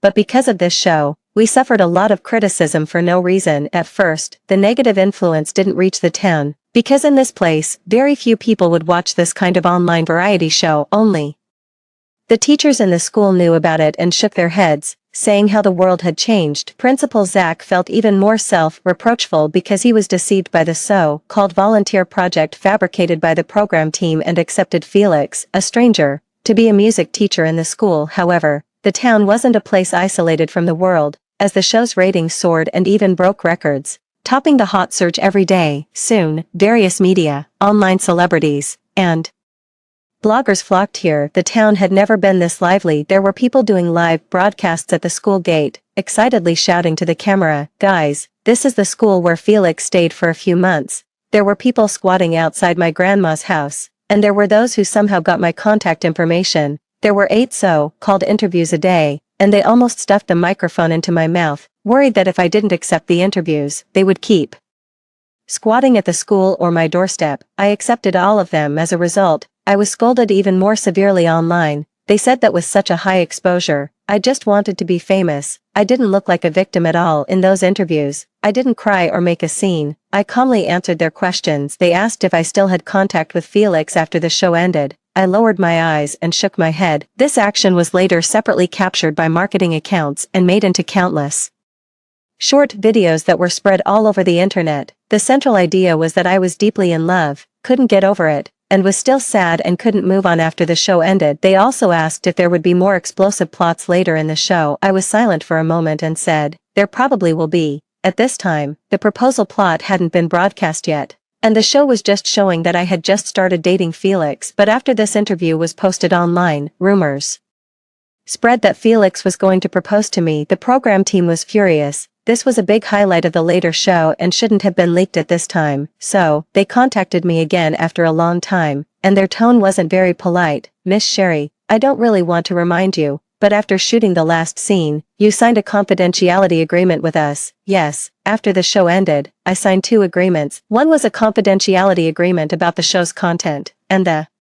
Other was an exemption agreement. In the agreement, I had to state that the show didn't violate my human rights and privacy. After the event, I had reached a consensus with the program team, agreed to the show's broadcast, and wouldn't hold them accountable for anything as long as I signed. I would get a large sum of money, the assistant director said to me with a smile at that time. Of course, Sherry can also choose not to accept our conditions and safeguard your rights, but for things like rights protection, whether it's through lawsuits or other means, it will cost a lot of time, money, and energy, and public opinion may not be on your side. I understood what he meant. The show was filmed by them, and they could edit it however they wanted. I didn't hesitate for too long and signed those 2 agreements. Tina heard about this. As a woman in her 30s, she was so angry that she shed tears. She held my hand and couldn't say anything for a long time. I thought of the hot tears that Tina shed onto my hand at that time and coldly replied to the person on the phone, "I've never said a single word about the proposal in the interviews. You can check if you want." Although the people from the program team were very angry about the leakage of the show's highlight, they didn't have any evidence in the end, so they let it go. At the height of the popularity, I chose to start a live broadcast during my off-work hours facing the camera, I said in an extremely tired tone. Recently, some words in the media interviews, after being polished, deviated far from my original meaning, so, in the future, I will communicate with you here to avoid deeper misunderstandings from netizens. On the first day of the live broadcast, the popularity in the live room was extremely high. Most of the people in the live room were scolding me, saying that I finally showed my true colors and was going to make money. I really was a scheming woman who had known Felix's identity long ago and had been acting for several months. I ignored those who were scolding me and only answered the questions from those who asked. I kept a calm expression. However, I didn't have much free time. I still had to prepare lessons at night. I could only live broadcast for at most an hour a day. I could talk a bit about Felix, but not too much. I could answer some questions, but not for long. So, those who wanted to ask questions, those who wanted to scold, and those who wanted to watch the excitement were not satisfied, so they could only come back the next day to watch me. Although I was the one who was scolded the most across the internet for this show, the person who was probably the most annoyed across the internet now was Felix, because the night before, someone asked in the live room, "Was there really no script for the whole show between you and Felix?" I answered, "At least I didn't have one. My feelings were all real." The next day, a reporter blocked Felix at the company gate and asked, "Miss Sherry talked about her sincere and pure feelings for you in her first talk across the internet. What do you think, Mr. Felix?" The night before, in the live room, I shared the trivial matter that when Felix first came, he shivered from the cold because there was no air conditioner, and I gave him the quilt my grandma made. He still didn't know it was my quilt until now. The next day, a media person joked with him during an interview backstage at the evening party, "Do you know that you once shared the same quilt with Miss Sherry?" The night before, I casually brushed my hair during the live broadcast. The next day, someone showed him a picture on their phone and said, "Could the ring Miss Sherry was wearing last night be the legendary proposal?" Before the word ring was out, Henry had a dark face and stopped that person, saying, "Dear reporters, please try to ask questions related to our TV drama at the new drama press conference." The man beside Henry, whose features were more delicate than before, just lowered his eyes and seemed to be thinking, not saying a word. Besides the large number of people scolding me, there were originally only a few CP fans. Since I started sharing some behind-the-scenes stories in the live broadcast every day, the number of CP fans actually increased a bit, but it was still far less than the number of black fans. Now the live room is extremely lively every day because I'm emotionally stable, showing no signs of resentment, grievance, or anger. I just answer everyone's questions in a calm tone. Even some people who just want to have fun come to ask me all kinds of things, such as questions related to Chinese teaching, or the recipe for my grandma's homemade candied fruits. I even write calligraphy during the live broadcast. I've been practicing the thin, gold-style calligraphy since I was a child, and it has quite a charm. Some viewers ask me to write blessings, and I cooperate with a good temper. Anyway, I can talk about anything, of course, just because I don't make a scene, don't defend myself, and don't get angry. Some people even launched the absurd challenge of who can anger Sherry, so there have never been any shortages of veiled insults in the live room. After a long time, those people didn't wait for me to turn on the gift, giving and reward functions, and the product showcase was always empty, not looking like I was going to do live commerce, so they changed their tune again. "You're not making money today. Not making money tomorrow. but one day you will. I'll keep an eye on you, bitch, keep an eye on me, scold me. Well, I'm not afraid of their scolding, I'm only afraid that they won't scold. Things had reached this point. One night, after I finished another live broadcast outside the room where Felix used to live, Tina, who had been watching me with a coat on outside the camera for a long time, finally couldn't help but ask, carefully choosing her words, Sherry, actually you've been doing this on purpose, right? I smiled at her. Yes, I've always been doing this on purpose. When my parents divorced when I was a child and they left without looking back, one losing contact and the other never coming back, I didn't cry because I thought I still had grandma, we depended on each other, and life would go on later. When Felix had the car accident and lay on the hospital bed as if he was about to die, at that time, I was still sincere to him, and my heart almost broke, but I didn't cry either.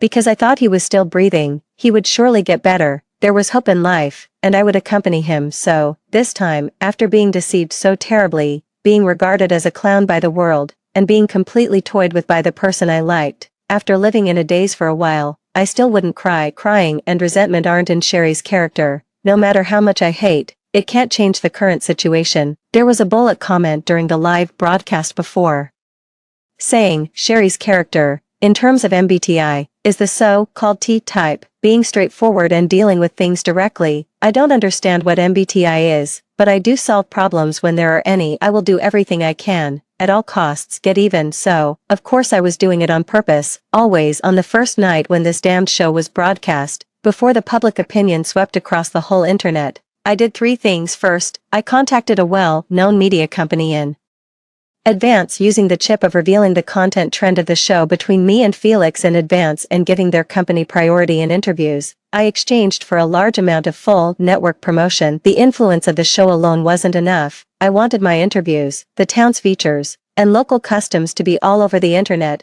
I wanted to be truly popular and drive the popularity of the town. They had the first-hand information of the popular show, and I had huge traffic. After skillfully signing a confidentiality agreement, everything was tacitly understood. Second, I registered accounts on the 2 largest social platforms and ambiguously posted the same dynamic. The content was the same sentence. I'm Sherry. I hope that after watching the show, everyone can see my sincerity. At first, no one noticed or paid attention to my social platforms, but as the show was broadcast, the longer the time passed, the more people would follow the clues to pay attention to me and scold me while digging into the details. After accumulating a certain number of fans, I chose the platform that offered a higher price and promised more traffic to start the live broadcast, and deleted the same dynamic on the other platform. Of course, I didn't need to do live commerce or accept gifts. The platform had already offered an astronomical price. Of course, this time, I didn't forget to ask for a confidentiality agreement. As long as anyone revealed my signing relationship with the platform, there would be a large sum of compensation coming in. The methods taught by the program team were really useful. I used them again and again. Third, that night, after drinking to boost my courage, I used a shard of the wine bottle to scratch my calf. There was a very faint small scar in that position. It was when Felix had the car accident and I was rushing to the hospital in a hurry. I accidentally fell and got scratched. In fact, it wasn't serious. I just wrapped it with a gauze casually because of the urgency of the situation. Seeing the gauze exposed from my scratched pants, Felix on the hospital bed had also shown a look of distress and self-reproach. That injury wasn't really serious, but now, it needed to be made serious. I scratched my leg until it was bleeding profusely. After live broadcasting for a while, I then seemingly accidentally revealed the leg with more than 10 stitches. The scar was winding and looked rather hideous, affecting the appearance. Even the viewers in the live room could tell at a glance that this was the injury I got for Felix, not to mention him himself. So, some voices began to sigh that I was really pitiful. I hadn't mentioned this matter for so long, and they didn't know if Felix knew about it. In this era of entertainment to death, if such absurd shows can exist blatantly, then there must be countless nosy reporters. Of course, Felix would know. After that, I seemingly reluctantly accepted various interviews, started live streaming as a matter of course, and vigorously hyped up the popularity. They were right in scolding. I did these things on purpose, but if I didn't do this, would people think I wasn't doing it on purpose? I'm not stupid enough to defend my purity and kindness by rejecting popularity and fame. No one would believe me, and I would end up with nothing. I can't change public opinion, so I might as well go with the flow. Although I was briefly worried that the excessive hype of popularity would bring trouble to the townspeople, but in fact, due to the influx of various online celebrities, media, fans, and busybodies. The consumption in the town was greatly promoted. The shabby small restaurant where Felix and I often ate was booming. There weren't enough hotel rooms, so many enthusiastic local residents cleaned up the empty rooms in their homes and rented them out as homestays. Even some of the parents of the children who went out to work came back to help. As for the school,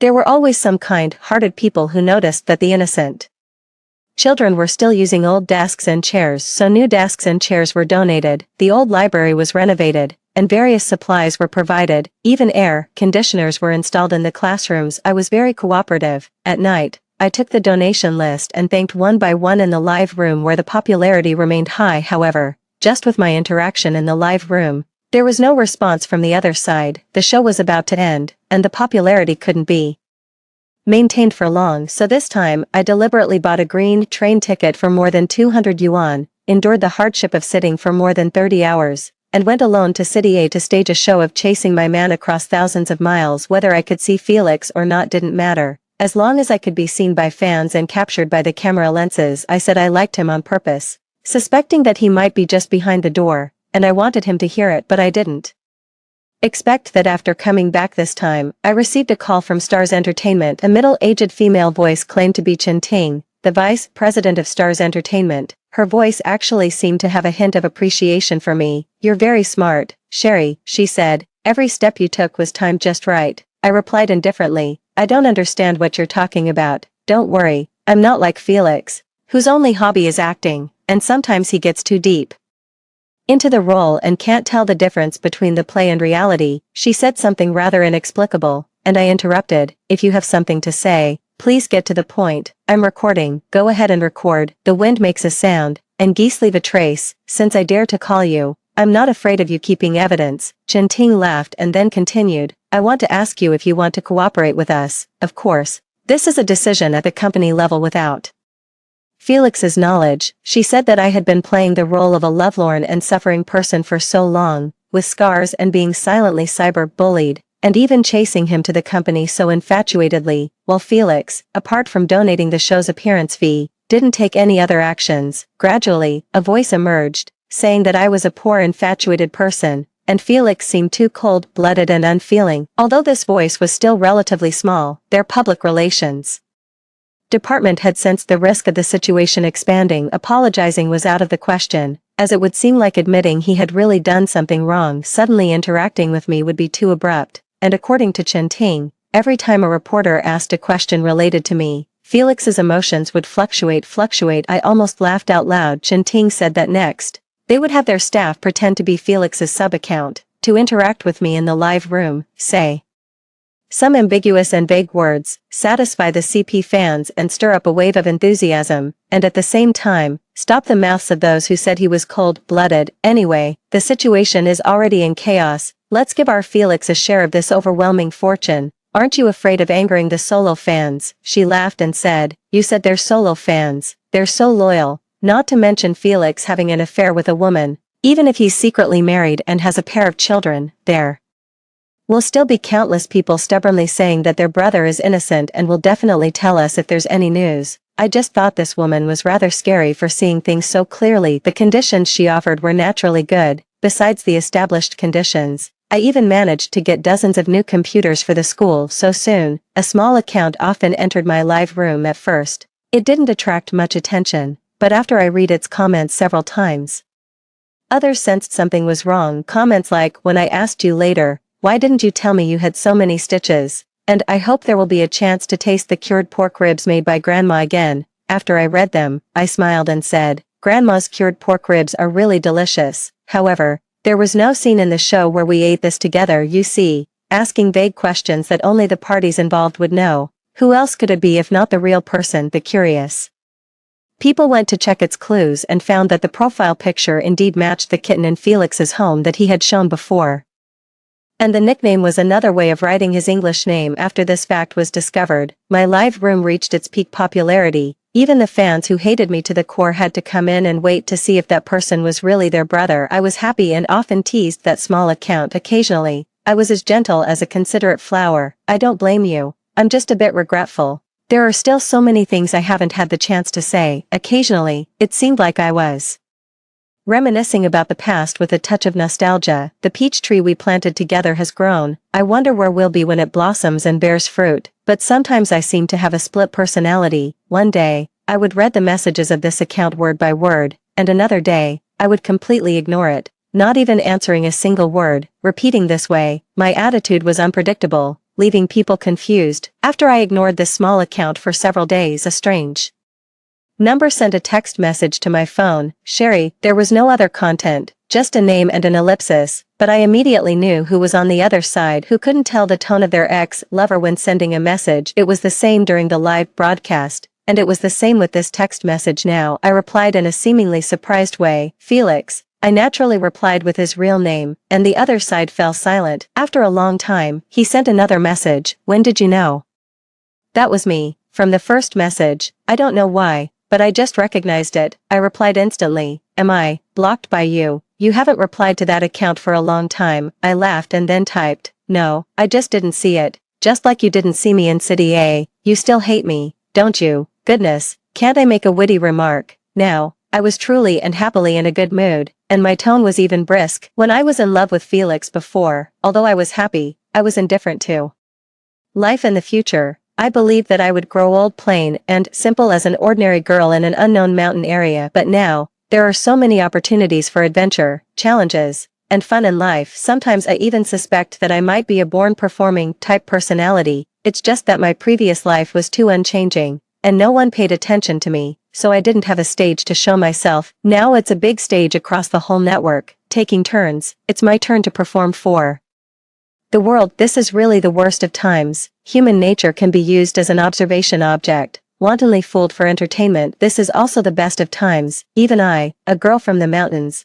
as long as I have a small mobile phone, I can start a live broadcast, contact big companies, and stir up a storm of my own. How can it not be interesting? The repressed and silent Sherry, by a stroke of luck, has become a more outgoing person. Indeed, setbacks make people grow, and pain makes people break out of their cocoons. Felix seemed to have noticed this too. After a long while, he replied, you've changed a lot. Seeing that I didn't respond, after a long time, he sent another message. Sometimes I can't tell if I'm in the play or in reality now. I still didn't reply. From then on, the top-tier popular superstar Felix started sending me messages every day, with a sense of stealth. Scenes from the filming set, the rarely blue city sky, the healthy meals he ate at noon. He didn't mention the past, nor did he apologize. It was a deliberate avoidance. He just carefully shared his life bit by bit and asked about my recent situation, as if this could bring us closer again. I still replied according to my mood. He didn't care and kept this habit. After this lukewarm state lasted for a long time, one day he suddenly said, actually, do you know, Sherry,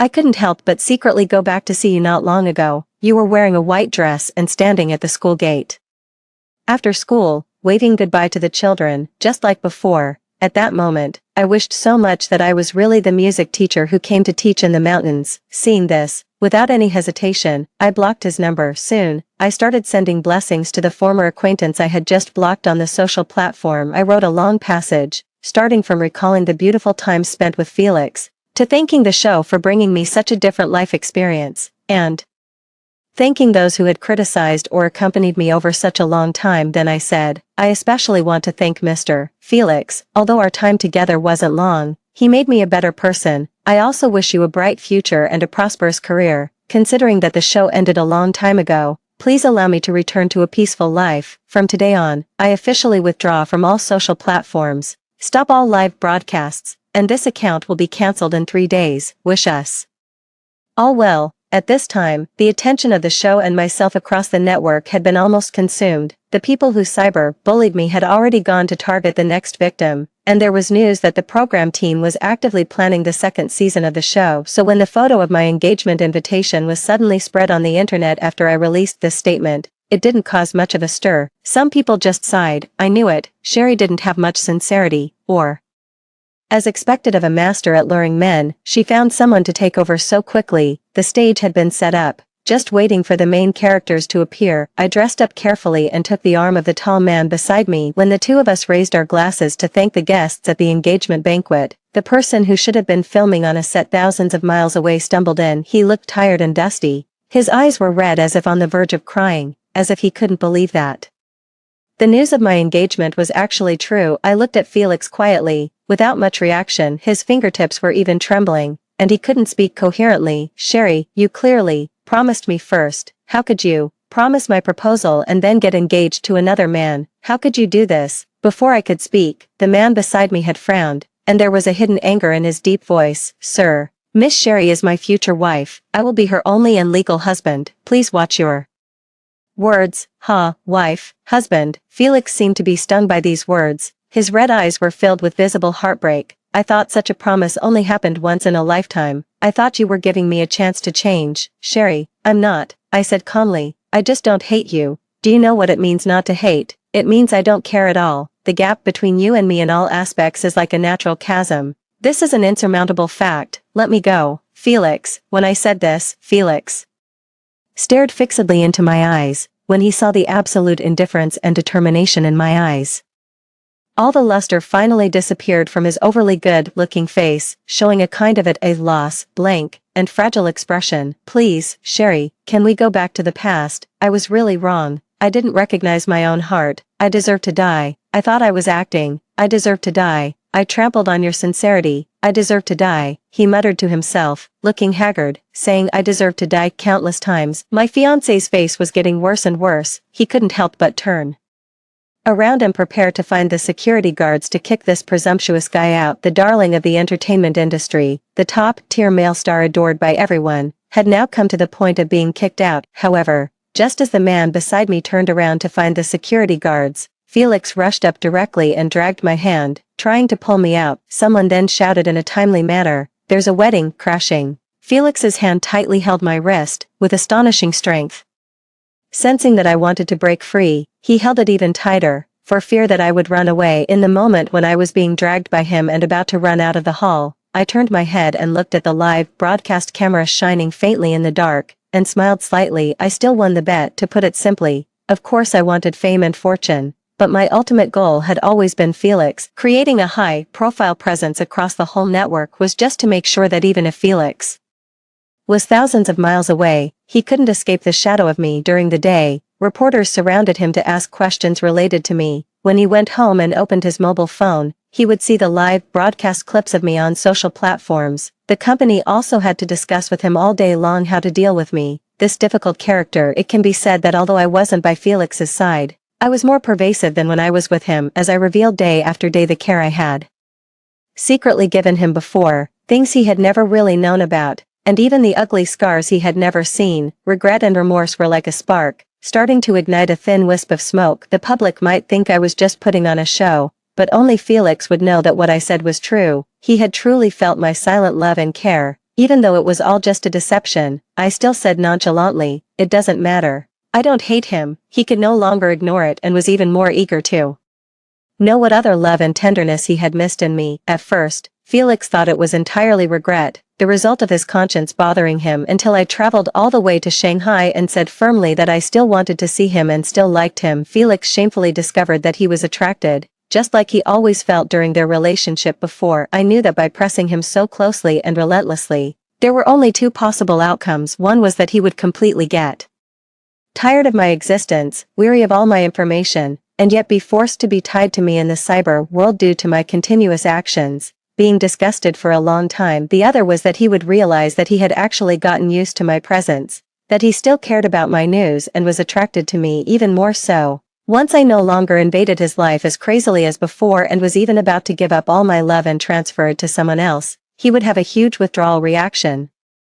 Looking at him tightly holding my hand, I knew that it was probably the second outcome. After his earth-shattering and tear-filled heartfelt confession, I reluctantly agreed to give Felix a chance under the live broadcast camera that had been prepared long ago. His actions were broadcasted completely as expected, causing an uproar across the whole network. He didn't care about those who turned against him and scolded him for being spineless on the internet, because I had experienced the same. He would never know that the entire engagement banquet was a scam aimed at him. The fiancé was played by teacher Tina's younger brother, who volunteered for this special performance. Present were my grandma, the teachers from the school, and my friends. We had all been deceived, and now we finally got our revenge. After that, in order to clear my name, Felix also reported a series of illegal operations of the Love Portrait program team, including forcing me to sign the agreement. He had those top-notch lawyer connections that I didn't have, and we successfully won the lawsuit as a matter of course. The program team was forced to apologize. This absurd show would never have a second season. On that night when Tina asked me if I was doing this on purpose, she also asked a question. You're not doing all this because you still like him and want to win his heart back, are you? I shook my head without any hesitation. During that month when I was hit hard and suffered great trauma, I had already thought it through. What I liked, from beginning to end, was an image jointly created by the screenwriter and him, that arrogant and unruly but gradually warm-hearted and kind young master music teacher, not the perfect actor Felix. I didn't even know what his true character was like, and I didn't want to know anymore. It didn't matter. None of these could stop the determination I had made. I went to great lengths to get him back for only one purpose: those who fool others. Sincere hearts should also be prepared to be fooled. When we were deeply in love in the past, I also had many moments of opening my heart to him. I told Felix that even though I had relatives and was in my hometown, I still felt like a rootless weed, lonely and swaying in the mountain wind. He tightened the blanket we were sharing and said brazenly, "Weeds are good, they have the most tenacious vitality, Sherry. From now on, I'll support you." I really was like a weed. After being burned by the wildfire, I would grow even more vigorously. He should have been prepared for this. I would become a daughter flower that absorbed his nutrients for a lifetime, become a leech that continuously sucked blood from his skin, become an evil spirit that was difficult to exorcise, parasitizing in his body. After agreeing to give him a chance, I would sometimes sigh with a sad look and say things like, "I kind of miss the way you were when you were still Felix," or "You clearly wouldn't do XXX before." Every time this happened, a look similar to panic would appear on Felix's face, and then he would quickly correct himself. I would act on a whim and occasionally play the role of the former Sherry, clear-eyed and indifferent, innocent and shy, looking at him with the clean eyes he had kissed me with for the first time, eyes wet. I would come up with sudden ideas, sometimes being cautious, showing discomfort and unease towards his status as a big star, and he would unconsciously hide that arrogance of a male star. As time passed, year after year, maybe he would be tamed, or maybe he would be driven crazy, or maybe he would realize that his act of crashing the wedding was impulsive, that he hadn't gotten out of the role, and that he didn't actually love me as much as he thought. But even if that happened, I would find a way to overcome any difficulties. Once entangled by a weed like me, it would be for a lifetime. One day, after a long, long time, Henry asked me in shock, "He transferred all his personal property to your name, and you signed?" Without changing your expression or hesitation, I said, "Well, what else should I do?" The voluntary gift-giving commitment he wrote was quite sincere. Felix, Henry had a complicated expression. For so many years, he actually knew clearly that your feelings for him were no longer as sincere as before, but he still made this decision. He really loves you. I smiled. It proved that the taming was relatively successful for the time being. "I wonder how much you really love him," Henry sighed, as if not wanting to hear my answer, and left straight away. My gaze and thoughts drifted into the distance. If he could obediently lose himself and act as Felix for a lifetime, I would love him for a lifetime. This was the supreme mercy that I should have. The end.